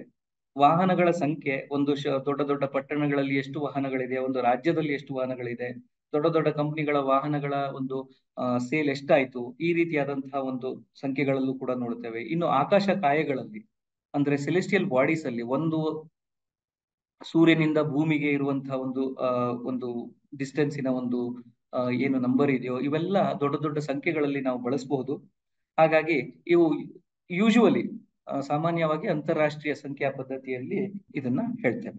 ಈ ಒಂದು ಕ್ಲಿಷ್ಟಾಂಶ ಕೂಡ ನ್ಯಾಸ್ ಎಲ್ಲೋ 601 M601ಕ್ಕೆ ಕನೆಕ್ಟ್ ಆಗಿದೆ. ಸೊ ಆ ಎಲ್ಲೋ ಯಾವುದು ಅಂತಂದ್ರೆ ಸೂಕ್ತವಾದ ಕ್ರಿಯೆಗಳನ್ನು ಬಳಸಿ ದೊಡ್ಡ ಸಂಖ್ಯೆಗಳನ್ನು ಒಳಗೊಂಡಿರುವ ಸಮಸ್ಯೆಗಳನ್ನು ಪರಿಹರಿಸುತ್ತಾರೆ ಎನ್ನುವಂತಹ ಒಂದು ಎಲ್ಲೋಗೆ ಇದು ಕನೆಕ್ಟ್ ಆಗಿದೆ. ಸೊ ಈ ಒಂದು ಎಲ್ಲೋಗೆ ಕನೆಕ್ಟ್ ಆಗಿರುವಂತಹ ಒಂದು ಪದರೂಪದ ಸಮಸ್ಯೆಗಳನ್ನು ನಾವು ಪರಿಹರಿಸೋಣ. ರಾಜುವಿನ ತಂದೆ ತನ್ನ ಬ್ಯಾಂಕ್ ಖಾತೆಯಲ್ಲಿರುವ 15,800,000 ರೂಪಾಯಿ, ಇದು 15,800,000 ಬಳಸಿಕೊಂಡು ಒಂದೇ ರೀತಿಯ 2 ಕಾರುಗಳನ್ನ ಖರೀದಿಸಲು ಹೋಗುತ್ತಾರೆ. ಅವರು ಯಾವ ಕಾರನ್ನ ಖರೀದಿಸಲಿಕ್ಕೆ ಸಾಧ್ಯ ಇದೆ ಅಂತ ಚಿತ್ರದಲ್ಲಿ 4 ಒಂದು ಕಾರಿನ ಒಂದು ಚಿತ್ರ ಕೊಟ್ಟಿದ್ದಾರೆ. ಅದರ ಕೆಳಗಡೆ ಆ ಪ್ರತಿಯೊಂದು ಕಾರಿನ ಒಂದು ಬೆಲೆಯನ್ನು ಕೂಡ ಕೊಟ್ಟಿದ್ದಾರೆ. ಸೊ ಯಾವ ಕಾರನ್ನ ಖರೀದಿಸ್ಲಿಕ್ಕಾಗತ್ತೆ? ಒಂದೇ ತರದ್ 2 ಕಾರ್ ತಗೊಬೇಕು ರಾಜುವಿನ ತಂದೆಗೆ. ಸೊ ಕಾರ್ ಎನೋ, ಬಿನೋ, ಸಿನೋ, ಡಿನೋ ಎನ್ನುವಂಥದ್ದು ಪ್ರಶ್ನೆ ಆಗಿರುತ್ತೆ. ಈ ಒಂದು ಸಮಸ್ಯೆಗೆ ಈಗ ಪರಿಹಾರವನ್ನ ನೋಡೋಣ. ರಾಜುವಿನ ತಂದೆ ಖರೀದಿಸಬೇಕಾದ ಒಂದೇ ರೀತಿಯ ಕಾರುಗಳ ಸಂಖ್ಯೆ ಏನಿದೆ ಅಂದರೆ ಅದು 2 ಇದೆ.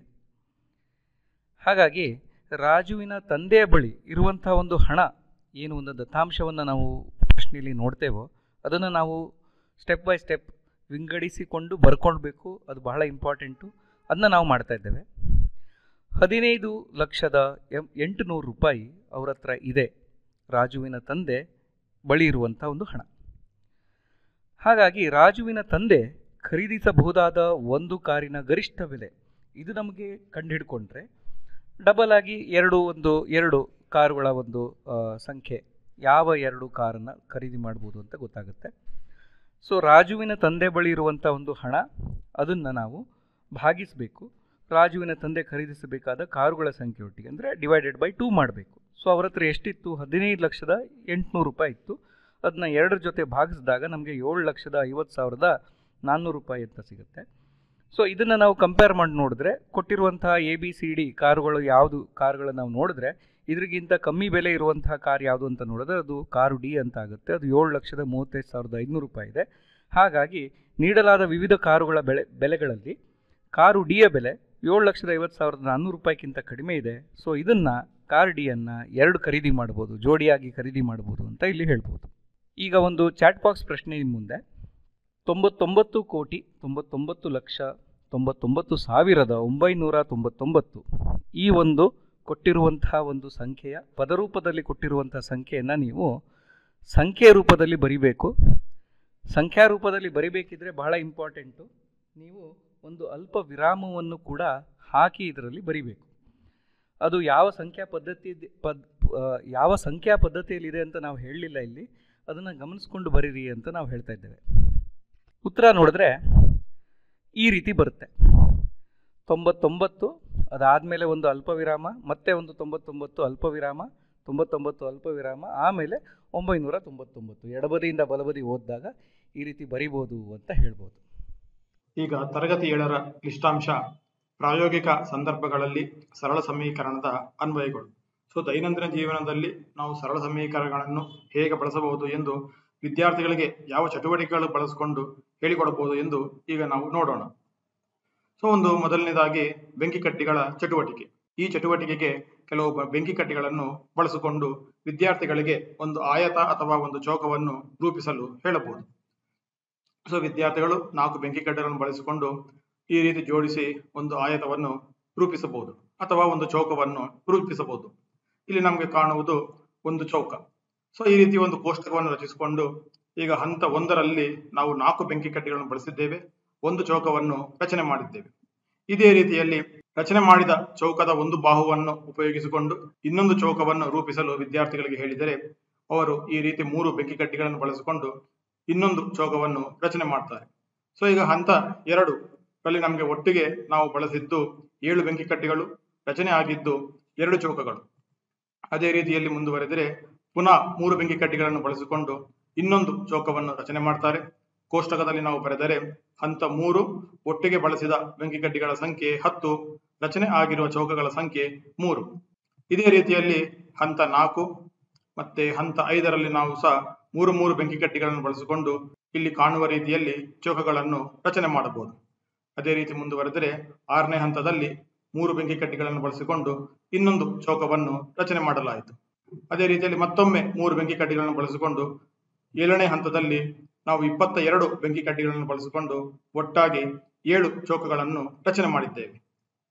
ಇಷ್ಟು ಚೌಕಗಳನ್ನು ರಚನೆ ಮಾಡಿದ ನಂತರ ವಿದ್ಯಾರ್ಥಿಗಳಿಗೆ ಕೆಲವು ಪ್ರಶ್ನೆಗಳನ್ನು ಕೇಳಬಹುದು. ಇಲ್ಲಿ ಹಂತ ಮತ್ತೆ ಚೌಕಗಳ ಸಂಖ್ಯೆಗೆ ಏನಾದರೂ ಸಂಬಂಧವಿದೆಯಾ ಅಂತ ಹೇಳಿದ್ರೆ ಇದು ತುಂಬಾ ಸುಲಭ. ವಿದ್ಯಾರ್ಥಿಗಳು ತಕ್ಷಣ ಹೇಳ್ತಾರೆ, ಹಂತದ ಸಂಖ್ಯೆ ಮತ್ತು ಚೌಕಗಳ ಸಂಖ್ಯೆ ಸಮಾನವಾಗಿದೆ ಅಂತ ಅವರು ಹೇಳ್ತಾರೆ. ಸೊ ನೆಕ್ಸ್ಟ್ ಬಂದು ನಂಬರ್ ಆಫ್ ಮ್ಯಾಚ್ ಸ್ಟಿಕ್ ಅಥವಾ ಬೆಂಕಿ ಕಡ್ಡಿಗಳ ಸಂಖ್ಯೆಗೆ ಮತ್ತೆ ಹಂತಕ್ಕೆ ಏನಾದರೂ ಸಂಬಂಧವಿದೆಯಾ ಅಂತ ಕೇಳಿದ್ರೆ ಇದು ಸ್ವಲ್ಪ ಕಷ್ಟಕರವಾಗಬಹುದು. ಅದಕ್ಕೆ ನಾವು ಇಲ್ಲಿ ರಚನೆ ಮಾಡಿರುವ ಚೌಕಗಳನ್ನು ಉಪಯೋಗಿಸಿಕೊಂಡು ಆ ಸಂಖ್ಯೆಯನ್ನು ನೋಡಿ 4ಅನ್ನು 3+1 ಅಂತ ಬರಿಬಹುದು ಅಂತ ನಾವು ವಿದ್ಯಾರ್ಥಿಗಳಿಗೆ ಒಂದು ಹಿಂಟ್ ಅನ್ನು ಕೊಡಬಹುದು. ಈಗ 3+1 ಏಕೆ ಅಂತ ನಾವು ನೋಡಿದ್ರೆ ಮೊದಲನೇ ಹಂತದಲ್ಲಿ ನಾವು ಒಂದು ಬೆಂಕಿ ಕಡ್ಡಿಯನ್ನು ಇಡಬಹುದು, ತದನಂತರ 3 ಬೆಂಕಿ ಕಡ್ಡಿಗಳನ್ನು ಬಳಸಿಕೊಂಡು ಒಂದು ಚೌಕವನ್ನು ರಚನೆ ಮಾಡಲಿಕ್ಕೆ ಸಾಧ್ಯವಾಗುತ್ತದೆ. ಅದೇ ರೀತಿಯಲ್ಲಿ ನಾವು 2ನೇ ಚೌಕವನ್ನು ರಚನೆ ಮಾಡಲಿಕ್ಕೆ ನಾವು 3 ಬೆಂಕಿ ಕಡ್ಡಿಗಳನ್ನು ಉಪಯೋಗಿಸಿದ್ದೇವೆ. ಹಾಗಾಗಿ 4+3 ಅಂತ ನಾವು 7ಅನ್ನು ಬರೆಯಬಹುದು, ಅಥವಾ 6+1 ಅಂತ ಸಹ ನಾವು ಬರೆಯಬಹುದು. ಅದೇ ರೀತಿಯಲ್ಲಿ ಪ್ರತಿಯೊಂದು ಹಂತದಲ್ಲಿಯೂ ಕೂಡ ನಾವು 3 ಬೆಂಕಿ ಕಡ್ಡಿಗಳನ್ನು ಹೆಚ್ಚಾಗಿ ಉಪಯೋಗಿಸಿಕೊಂಡು ನಾವು ಚೌಕಗಳನ್ನು ರಚನೆ ಮಾಡಿದ್ದೇವೆ. ಸೊ ಕೊನೆಯದಾದ 7ನೇ ಹಂತದಲ್ಲಿ ನೋಡಿದರೆ ನಾವು 22 ಬೆಂಕಿ ಕಡ್ಡಿಗಳನ್ನು ಬಳಸಿಕೊಂಡು 7 ಚೌಕಗಳನ್ನು ರಚನೆ ಮಾಡಿದ್ದೇವೆ. 22ರನ್ನು ನಾವು 19+3 ಅಂತ ಬರೆಯಬಹುದು, ಅಥವಾ 21+1 ಅಂತ ಬರೆಯಬಹುದು. ಈ ರೀತಿ ಬರೆದ ನಂತರ ವಿದ್ಯಾರ್ಥಿಗಳಿಗೆ ಇನ್ನೊಂದು ಪ್ರಶ್ನೆ ಕೇಳಬಹುದು. ಈಗ ಈ ಸಂಖ್ಯೆಗಳನ್ನು ಗಮನಿಸಿ, ಇದರಲ್ಲಿ ಏನಾದರೂ ವಿನ್ಯಾಸವಿದೆಯಾ ಅಂತ ವಿದ್ಯಾರ್ಥಿಗಳನ್ನು ಕೇಳಬಹುದು.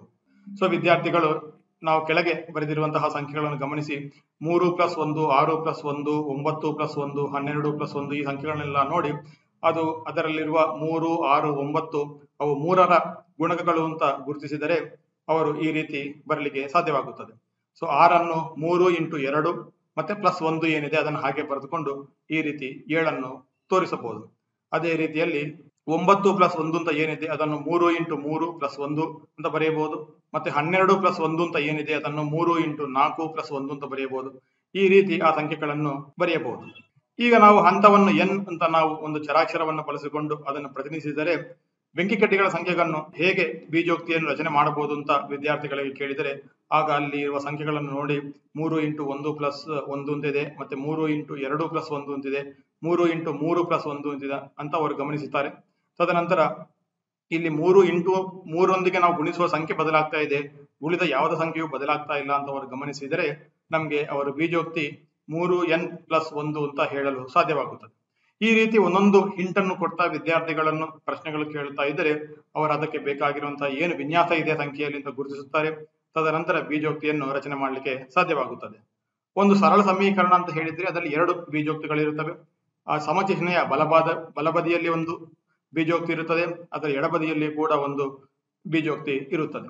ಸೊ ಈ ರೀತಿ ಮೊದಲು ಬೀಜೋಕ್ತಿಯನ್ನು ರಚನೆ ಮಾಡುವುದು ತುಂಬಾ ಮುಖ್ಯ. ತದನಂತರ ಸರಳ ಸಮೀಕರಣ ಬಳಸಿಕೊಂಡು ನಮ್ಮ ದೈನಂದಿನ ಜೀವನದಲ್ಲಿ ಅವುಗಳನ್ನು ಉಪಯೋಗಿಸಬಹುದು. ಈಗ ಇನ್ನೊಂದು ಚಟುವಟಿಕೆಯನ್ನು ನೋಡೋಣ. ಸೊ ಈಗ ಒಂದು 3 ಬೆಂಕಿ ಕಡ್ಡಿಗಳನ್ನು ಬಳಸಿಕೊಂಡು ಒಂದು ತ್ರಿಭುಜವನ್ನು ರಚನೆ ಮಾಡಲಿಕ್ಕೆ ವಿದ್ಯಾರ್ಥಿಗಳಿಗೆ ಹೇಳಬಹುದು. ಸೊ ಈಗ ನಾವು ನೋಡುವ ಹಾಗೆ 1ನೇ ಹಂತದಲ್ಲಿ ಒಂದು ತ್ರಿಭುಜವನ್ನು ರಚನೆ ಮಾಡಿದ್ದೇವೆ. ಈಗ 2ನೇ ಹಂತದಲ್ಲಿ ಕೂಡ ನೋಡಿದರೆ ನಾವು 3 ಬೆಂಕಿ ಕಡ್ಡಿಗಳನ್ನು ಬಳಸಿಕೊಂಡು ಇನ್ನೊಂದು ತ್ರಿಭುಜವನ್ನು ರಚನೆ ಮಾಡಿದ್ದೇವೆ. ಪುನಃ ಅದನ್ನು ಪುನರಾವರ್ತಿಸಿದರೆ ಪುನಃ 3 ಬೆಂಕಿ ಕಡ್ಡಿಗಳನ್ನು ಬಳಸಿಕೊಂಡು ಇನ್ನೂ ಒಂದು ತ್ರಿಭುಜವನ್ನು ರಚನೆ ಮಾಡಿದ್ದೇವೆ. ಈಗ 4ನೇ ಹಂತದಲ್ಲಿ ಕೇವಲ ಒಂದು ಬೆಂಕಿ ಕಡ್ಡಿಗಳನ್ನು ಬಳಸಿಕೊಂಡು ಒಂದು ತ್ರಿಭುಜವನ್ನು ರಚನೆ ಮಾಡಲಿಕ್ಕೆ ಸಾಧ್ಯವಾಯಿತು.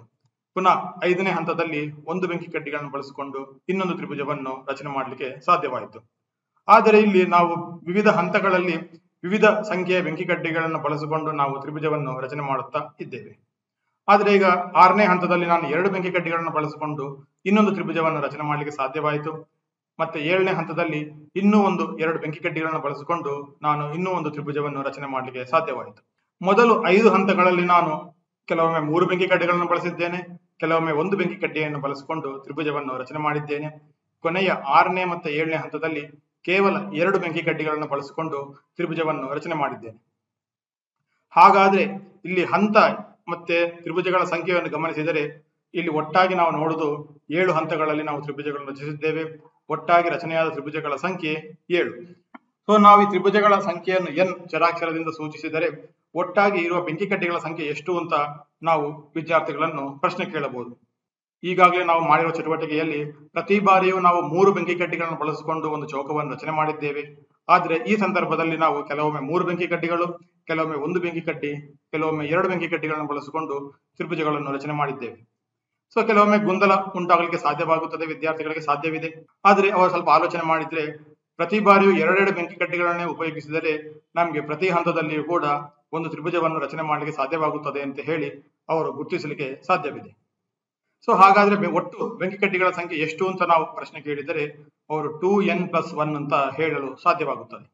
ಸೊ ಹಾಗಾದ್ರೆ ಅದನ್ನು ಮುಂದುವರೆದರೆ ಹಂತ 8ರಲ್ಲಿ ಇನ್ನೂ 2 ಬೆಂಕಿ ಕಡ್ಡಿಗಳನ್ನು ಬಳಸಿಕೊಂಡು ಒಂದು ತ್ರಿಭುಜವನ್ನು ರಚನೆ ಮಾಡಲಿಕ್ಕೆ ಸಾಧ್ಯವಾಗುತ್ತದೆ. ಇನ್ನೊಂದು ಹಂತವನ್ನು ಮುಂದುವರಿಸಿದರೆ ಹಂತ 9ರಲ್ಲಿ ಇನ್ನೂ 2 ಬೆಂಕಿ ಕಡ್ಡಿಗಳನ್ನು ಬಳಸಿಕೊಂಡು ನಾವು ಇನ್ನೂ ಒಂದು ತ್ರಿಭುಜವನ್ನು ರಚನೆ ಮಾಡಲಿಕ್ಕೆ ಸಾಧ್ಯವಾಗುತ್ತದೆ.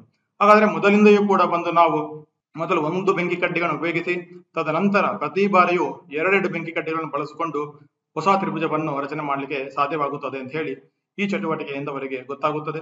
ತದನಂತರ ಇಲ್ಲಿ ನಾವು ಹಂತವನ್ನು ಎಷ್ಟು ತ್ರಿಭುಜಗಳಿದೆಯೋ ಅದಕ್ಕೆ ಅನುಗುಣವಾದ ಸಂಖ್ಯೆಯನ್ನು ಉಪಯೋಗಿಸಿದರೆ ಒಟ್ಟಿಗೆ ಎಷ್ಟು ಬೆಂಕಿ ಕಡ್ಡಿಗಳು ಬೇಕಾಗುತ್ತದೆ ಅಂತ ಹೇಳಿ ಕಂಡುಹಿಡಿಯಲಿಕ್ಕೆ ಸಾಧ್ಯವಾಗುತ್ತದೆ. ಹಾಗಾದ್ರೆ ಕೇವಲ ಒಂದೇ ಲೈನಲ್ಲಿ ತ್ರಿಭುಜಗಳು ಬರಬೇಕಂತ ಕೆಲವು ವಿದ್ಯಾರ್ಥಿಗಳಿಗೆ ಪ್ರಶ್ನೆ ಬರಬಹುದು, ಅಥವಾ ನಾವು ಅವರಿಗೆ ಹೆಚ್ಚುವರಿಯಾಗಿ ಚಟುವಟಿಕೆಯನ್ನು ಸಹ ಕೊಡಬಹುದು. ಸೊ ನಿಮ್ಗೆ ಇಷ್ಟ ಆದ ಒಂದು ಡಿಸೈನ್ ಅಲ್ಲಿ ತ್ರಿಭುಜಗಳನ್ನು ರಚಿಸಿ ಅಂತ ಹೇಳಿದ್ರೆ ಮೊದಲು 1 ಬೆಂಕಿ ಕಡ್ಡಿಯನ್ನು ಇಡ್ತಾರೆ. ತದನಂತರ ಪ್ರತಿ ಬಾರಿಯೂ 2 ಬೆಂಕಿ ಕಡ್ಡಿಗಳನ್ನು ಈ ರೀತಿ ಜೋಡಿಸಿ ಅನೇಕ ಆಕೃತಿಗಳನ್ನು ರಚನೆ ಮಾಡಲಿಕ್ಕೆ ಸಾಧ್ಯವಾಗುತ್ತದೆ. ಆದರೆ ಇಲ್ಲಿ ಎಷ್ಟು ಹಂತಗಳಿದೆಯೋ ಅದನ್ನು ಎನ್ನಿಂದ ಸೂಚಿಸಿದರೆ ಆ ವಿನ್ಯಾಸವನ್ನು ರಚಿಸಲು ನಮಗೆ ಬೇಕಾಗಿರುವ ಬೆಂಕಿ ಕಡ್ಡಿಗಳ ಸಂಖ್ಯೆ 2n+1 ಆಗುತ್ತದೆ. ಇಲ್ಲಿ ನೋಡುವ ಹಾಗೆ ಈ ವಿನ್ಯಾಸವು ಬೆಂಕಿ ಕಡ್ಡಿಗಳ ವಿನ್ಯಾಸವು ತುಂಬಾ ಕಾಂಪ್ಲೆಕ್ಸ್ ಆಗಿ ಕಾಣ್ತಾ ಇರಬಹುದು. ಆದರೆ ಈ ವಿನ್ಯಾಸವು ಸಮಮಿತಿಯನ್ನು ಹೊಂದಿದೆ. ಈ ಆಕೃತಿಗೆ ಲಂಬ ಮತ್ತು ಅಡ್ಡ ಸಮಮಿತಿ ರೇಖೆಗಳಿದಾವೆ. ಈ ಸಮಮಿತಿ ಕಾನ್ಸೆಪ್ಟ್ ಅನ್ನು ಬಳಸಿಕೊಂಡು ಈ ಬೆಂಕಿ ಕಡ್ಡಿಗಳ ಸಂಖ್ಯೆಯನ್ನು ಸುಲಭವಾಗಿ ಕಂಡುಹಿಡಿಯಲಿಕ್ಕೆ ಸಾಧ್ಯವಿರುತ್ತದೆ. ಇನ್ನು ವಿದ್ಯಾರ್ಥಿಗಳಿಗೆ ಹೆಚ್ಚುವರಿಯಾಗಿ ಚಟುವಟಿಕೆಗಳು ಮಾಡಿಸಬೇಕಂತ ಹೇಳಿದ್ರೆ ಈ ರೀತಿ ಬೆಂಕಿ ಕಡ್ಡಿಗಳನ್ನು ಬಳಸಿಕೊಂಡು ತ್ರಿಭುಜಗಳನ್ನು ರಚನೆ ಮಾಡಬಹುದು. ಸೊ ಹಂತ 1, 2, 3, 4 ಈ ರೀತಿಯಲ್ಲಿ ತ್ರಿಭುಜಗಳನ್ನು ರಚನೆ ಮಾಡಿ ಪ್ರತಿ ಹಂತದಲ್ಲಿಯೂ ಕೂಡ ಎಷ್ಟು ಬೆಂಕಿ ಕಡ್ಡಿಗಳು ಬೇಕಾಗುತ್ತವೆ ಮತ್ತೆ ಅದಕ್ಕೆ ಆ ಬೆಂಕಿ ಕಡ್ಡಿಗಳ ಸಂಖ್ಯೆಗೆ ಒಂದು ಬೀಜೋಕ್ತಿಯನ್ನು ರಚನೆ ಮಾಡಲು ಕೂಡ ವಿದ್ಯಾರ್ಥಿಗಳಿಗೆ ಹೇಳಬಹುದು. ಇದೊಂದು ಚಾಲೆಂಜಿಂಗ್ ಆಗಿರುತ್ತದೆ. ಅವರ ಕ್ರಿಯೇಟಿವಿಟಿ ಮತ್ತೆ ಕ್ರಿಟಿಕಲ್ ಥಿಂಕಿಂಗ್ ಡೆವಲಪ್ ಮಾಡಲಿಕ್ಕೆ ಸಹ ಇಂತಹ ಚಟುವಟಿಕೆಗಳು ತುಂಬಾ ಹೆಲ್ಪ್ ಮಾಡ್ತವೆ. ಈಗ ಈ ಸರಳ ಸಮೀಕರಣದ ಒಂದು ಅನ್ವಯ ಅಂದ್ರೆ ಈ ತಕ್ಕಡಿ ಮತ್ತು ಸರಳ ಸಮೀಕರಣ ಮಧ್ಯೆ ಇರುವಂತಹ ಒಂದು ರಿಲೇಶನ್ಶಿಪ್ ಅನ್ನ ನಾವು ನೋಡಬಹುದು. ತಕ್ಕಡಿ ನಮಗೆ ಗೊತ್ತು, ಅದು ಸಮವಾಗಿ ಬ್ಯಾಲೆನ್ಸ್ ಆಗಿದ್ರೆ ಅದರ ಮೇಲ್ಗಡೆ ಇರುವಂತಹ ಒಂದು ರಾಡ್ ಏನಿದೆ ಮತ್ತೆ 2 ತಕ್ಕಡಿಗಳು ಕೂಡ ಒಂದೇ ಒಂದು ಹಂತದಲ್ಲಿ ಇರುತ್ತೆ. ರಾಡ್ ಹಾರಿಜಾಂಟಲ್ ಆಗಿರುತ್ತೆ, 2 ತಕ್ಕಡಿನೂ ಸಮವಾಗಿರ್ತವೆ. ಅದನ್ನು ನಾವಿಲ್ಲಿ ನೋಡಬಹುದು ಈ ಒಂದು ಚಿತ್ರದಲ್ಲಿ. ಇದಕ್ಕೆ ಒಂದು ತೂಕವನ್ನು ಹಾಕೋಣ. ಎಡಭಾಗದ ಒಂದು ತಕ್ಕಡಿಗೆ ಒಂದು ತೂಕವನ್ನು ಹಾಕಿದ್ದೇವೆ. ಆ ತೂಕ ಎಷ್ಟಿದೆ ಅಂತ ನಮ್ಗೆ ಗೊತ್ತಿಲ್ಲ, ಹಾಗಾಗಿ ನಾವು ಅದನ್ನ x ಅಂತ ಪರಿಗಣಿಸೋಣ. ಬಲಭಾಗದಲ್ಲಿ ಈ ತೂಕವನ್ನು ಹಾಕಿದ ತಕ್ಷಣ ಎಡಭಾಗ ಕೆಳಗೆ ಬರುತ್ತದೆ, ಯಾಕೆಂದ್ರೆ ಅದರ ತೂಕ ಜಾಸ್ತಿ ಇದೆ. ಬಲಭಾಗದಲ್ಲಿ ಯಾವ ತೂಕವೂ ಇಲ್ಲ. ಹಾಗಾಗಿ ಇದನ್ನ ಸಮ ಮಾಡ್ಲಿಕ್ಕೆ ಅಥವಾ ಗೊತ್ತಿಲ್ಲದೆ ಇರುವಂತಹ ತೂಕ ಎಷ್ಟಿದೆ ಅಂತ ನೋಡ್ಲಿಕ್ಕೆ ನಾವು ಬಲಗಡೆ ತಕ್ಕಡಿಗೆ ನಾವು ಒಂದು ತೂಕವನ್ನು ಹಾಕಬೇಕು. ಹಾಗೆ ಒಂದು 100 ಗ್ರಾಮ್ ಒಂದು ತೂಕವನ್ನ ಬಲಗಡೆ ತಕ್ಕಡಿಗೆ ಹಾಕೋಣ. ಹಾಕಿದಾಗ ಆ 2 ತಕ್ಕಡಿಗಳು ಸಮವಾಗಿ ನಿಂತರೆ, ಬಲಗಡೆ ಮತ್ತು ಎಡಗಡೆ ಲೆಫ್ಟ್ ಮತ್ತೆ ರೈಟು ಸಮವಾಗಿ ನಿಂತರೆ ಆ ಎಕ್ಸಿನ ಮೌಲ್ಯ 100 ಅಂತ ಹೇಳ್ಬೋದು, ಅಥವಾ 100 ಗ್ರಾಮ್ ಅಂತಲೂ ಕೂಡ ಹೇಳ್ಬೋದು. ಸೊ ಇಲ್ಲಿ ತೋರಿಸಿದ ಹಾಗೆ ನಾವು ಇಕ್ವೇಶನ್ ಅನ್ನ ಹೇಗ್ ಬರೆದ್ವಿ ಅಂತಂದ್ರೆ, ಒಂದು ಸಮಚಿಹ್ನೆ ಇದೆ, ಒಂದು ಈಕ್ವಲ್ ಸೈನ್ ಇದೆ, ಅದರ ಎಡಭಾಗದಲ್ಲಿ ಒಂದು ಚರಾಕ್ಷರ ಇತ್ತು, ಅದು x ಅಂತ ಬರ್ಕೊಂಡಿದ್ದೇವೆ. ಹಾಗೆ ಅದರ ಬಲಭಾಗದಲ್ಲಿ ಸಮಚಿಹ್ನೆಯ ಬಲಭಾಗದಲ್ಲಿ 100 ಅಂತ ಹೇಳ್ತಾ ಇದ್ದೇವೆ. ಸೊ x 100 ಗ್ರಾಮ್ ಆಗಿದೆ ಅಂತ ನಾವಿಲ್ಲಿ ಹೇಳ್ಬೋದು.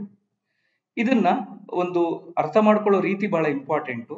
ಈಕ್ವಲ್ ಸೈನಿನ ಎಡಗಡೆ ನಾವು LHS ಅಂತ ಹೇಳ್ತೇವೆ, ಹಾಗೆ ಈಕ್ವಲ್ ಸೈನಿನ ಬಲಭಾಗವನ್ನ ನಾವು RHS ಅಂತ ಹೇಳ್ತೇವೆ. ತಕ್ಕಡಿಯ ಎಡಭಾಗ ಮತ್ತು ಬಲಭಾಗದಲ್ಲಿ 50-50 ಗ್ರಾಮ್ ಅನ್ನ ನಾವು ಆಡ್ ಮಾಡಿದ್ರು ಕೂಡ ಆ ಒಂದು ತಕ್ಕಡಿಗಳು ಮೇಲೆ ಕೆಳಗೆ ಆಗ್ತಾ ಇಲ್ಲ, ಸಮವಾಗಿ ನಿಂತಿವೆ. ಹಾಗಾಗಿ ನಾವು ಎಡಗಡೆ ಕೂಡ 50 ಗ್ರಾಮನ್ನ ಹಾಕಿದ್ವಿ, ಬಲಗಡೆ ಕೂಡ 50 ಹಾಕಿದ್ದೇವೆ.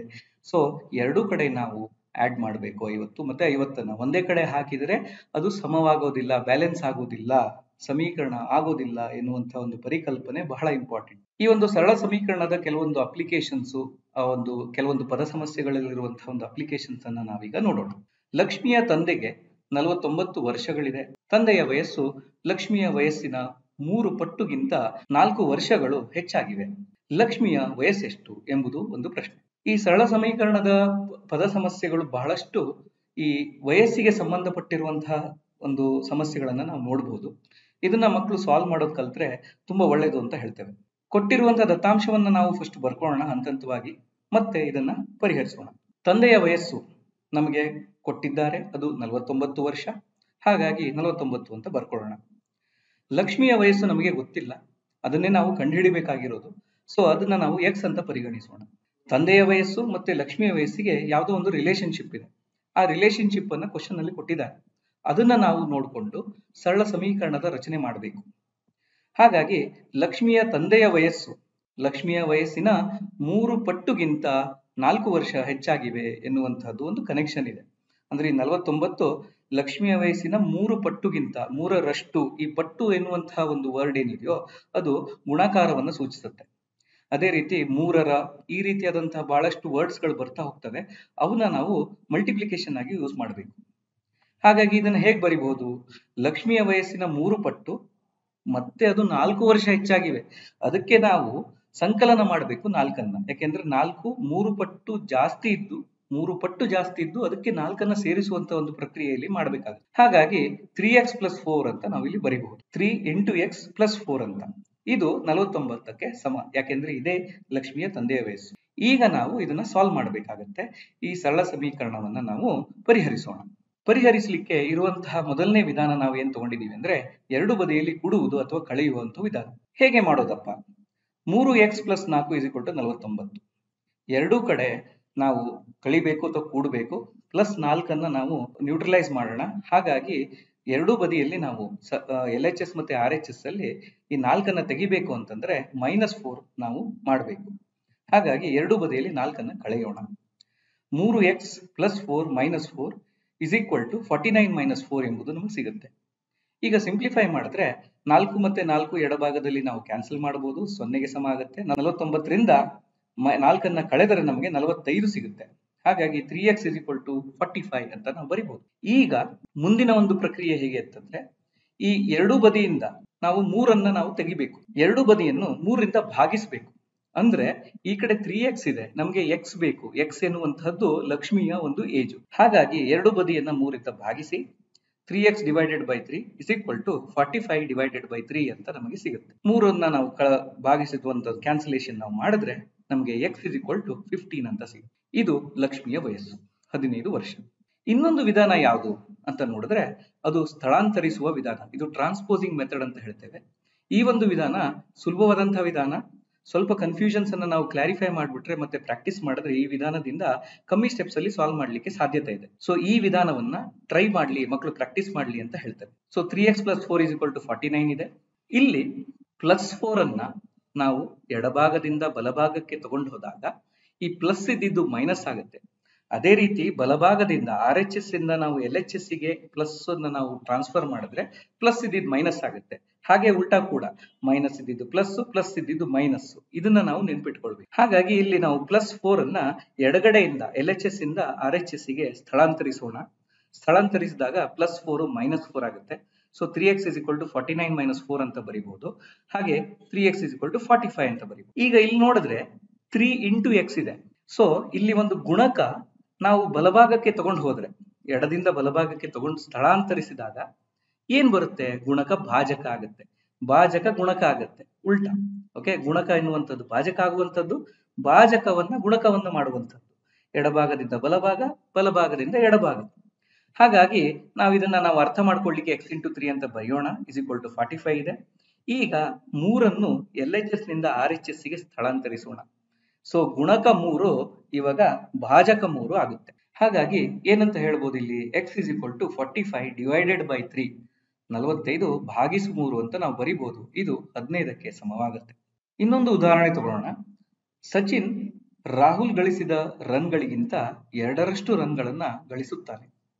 ಅವರಿಬ್ಬರು ಒಟ್ಟಾಗಿ ಗಳಿಸಿದ ರನ್ಗಳು ದ್ವಿಶತಕಕ್ಕಿಂತ 2 ಕಡಿಮೆ ಇದ್ದರೆ ಒಬ್ಬೊಬ್ಬರು ಗಳಿಸಿದ ರನ್ನು ಎಷ್ಟು ಎನ್ನುವಂತ ಪ್ರಶ್ನೆ. ಇಲ್ಲಿ ಕೊಟ್ಟಿರುವಂತಹ ದತ್ತಾಂಶವನ್ನ ನಾವು ಗಮನಿಸಿ ಆ ಒಂದು ಸ್ಟೆಪ್ಸ್ ಅನ್ನ ಬರ್ಕೊಂಡು ಈ ವಾಕ್ಯ ರೂಪದ ಸಮಸ್ಯೆಯನ್ನ ವಿಂಗಡಿಸಿಕೊಳ್ತಾ ಸಾಲ್ವ್ ಮಾಡೋಣ. ರಾಹುಲ್ ಗಳಿಸಿದ ರನ್ ಎಷ್ಟು ಕೊಟ್ಟಿಲ್ಲ, ಹಾಗಾಗಿ ನಾವು ಒಂದು ಎಕ್ಸ್ ಅಂತ ಪರಿಗಣಿಸೋಣ. ಇನ್ನು ಸಚಿನ್ ಎಷ್ಟು ರನ್ ಅನ್ನು ಗಳಿಸ್ತಾನೆ ಅಂತ ನೋಡಿದ್ರೆ ರಾಹುಲ್ನ 2 ಪಟ್ಟು, ಸೊ 2ರಷ್ಟು ಅಥವಾ 2 ಪಟ್ಟು, ಅದು ಮಲ್ಟಿಪ್ಲೈ ಆಗುತ್ತೆ, ಗುಣಿಸಬೇಕು.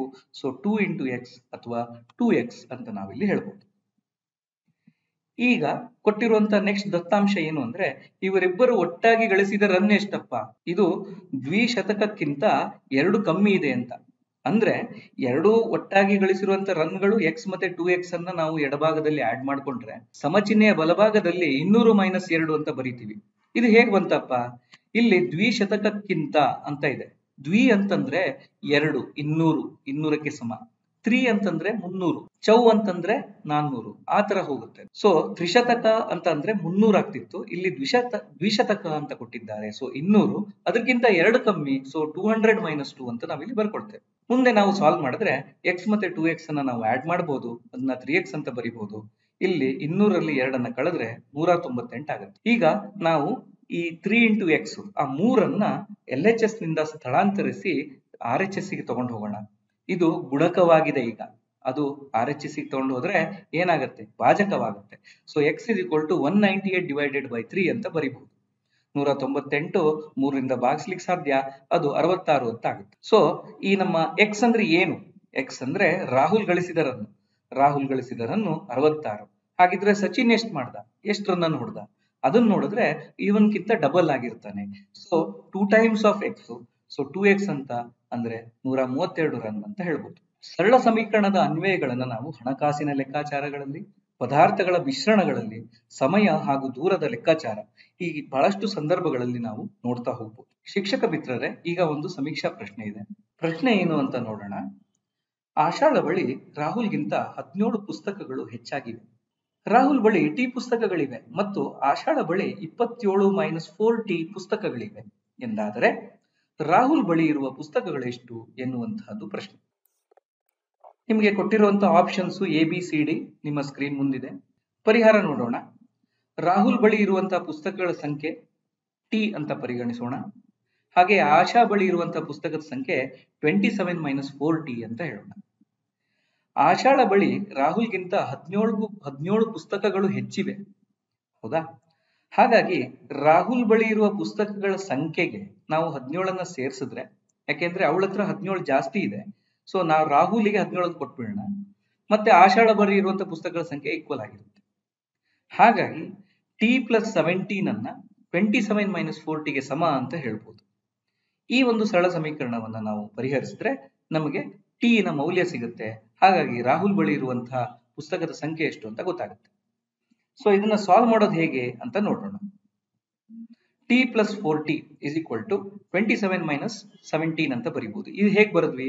ಈ 4t ಅನ್ನ ಬಲಭಾಗದಿಂದ ಎಡಭಾಗಕ್ಕೆ ಸ್ಥಳಾಂತರಿಸಿದ್ವಿ.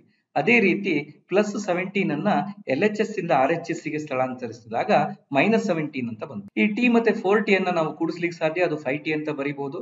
27ರಿಂದ 17 ಕರೆದ್ರೆ ನಮಗೆ 10 ಅಂತ ಬರುತ್ತೆ. ಸೊ ಈ 5t ಏನಿದೆಯೋ ಗುಣಕವಾಗಿದೆ 5 ಅಲ್ಲಿ t ಗೆ, ಅದನ್ನ ನಾವು RHS ಗೆ ಸ್ಥಳಾಂತರಿಸಿದಾಗ 10 divided by 5 ಆಯ್ತು, ಅಂದ್ರೆ ಗುಣಕ ಭಾಜಕವಾಯ್ತು. So t is equal to 10 divided by 5 ಅನ್ನ 2 ಅಂತ ಹೇಳ್ಬಹುದು. ಸೊ ರಾಹುಲ್ ಬಳಿ ಎಷ್ಟು ಪುಸ್ತಕ ಇತ್ತು ಅಂದ್ರೆ 2 ಇತ್ತು ಅಂತ ಹೇಳ್ಬೋದು. ನಮ್ಮ ಟೀಚೋಪಿಯಾ ಆಪ್ ನಲ್ಲಿ ಬಹಳಷ್ಟು ಸಂಪನ್ಮೂಲಗಳಿವೆ. ಪಾಠ ಯೋಜನೆಗಳಾಗ್ಲಿ, ಹಾಗೆಯೇ ಆ ಅಭ್ಯಾಸ ಹಾಳೆಗಳು, ಯೋಜನೆ ಆಧಾರಿತ ಕಲಿಕಾ ಚಟುವಟಿಕೆಗಳು, ಅದೇ ರೀತಿ ಎಕ್ಸ್ಪ್ಲೇನರ್ ವಿಡಿಯೋಗಳು, ಮತ್ತೆ ಹೊಸದಾಗಿ ನಾವು ಪರಿಕಲ್ಪನಾ ಲಕ್ಷ್ಯ ಅಂತ ನಾವು ಹಾಕಿದ್ದೇವೆ. ಇವು ಎಲ್ಲ ನೀವು ನಮ್ಮ ಟೀಚೋಪಿ ಆಪ್ ನಲ್ಲಿ ನೋಡಬಹುದು. ನಮ್ಮ ಟೀಚೋಪಿ ಆಪ್ ಅನ್ನ ಉಪಯೋಗಿಸಿ ಈ ಎಲ್ಲ ಸಂಪನ್ಮೂಲಗಳ ಉಪಯೋಗ ಮಾಡಬೇಕು ಅಂತ ರಿಕ್ವೆಸ್ಟ್ ಮಾಡ್ಕೊಳ್ತೀವಿ.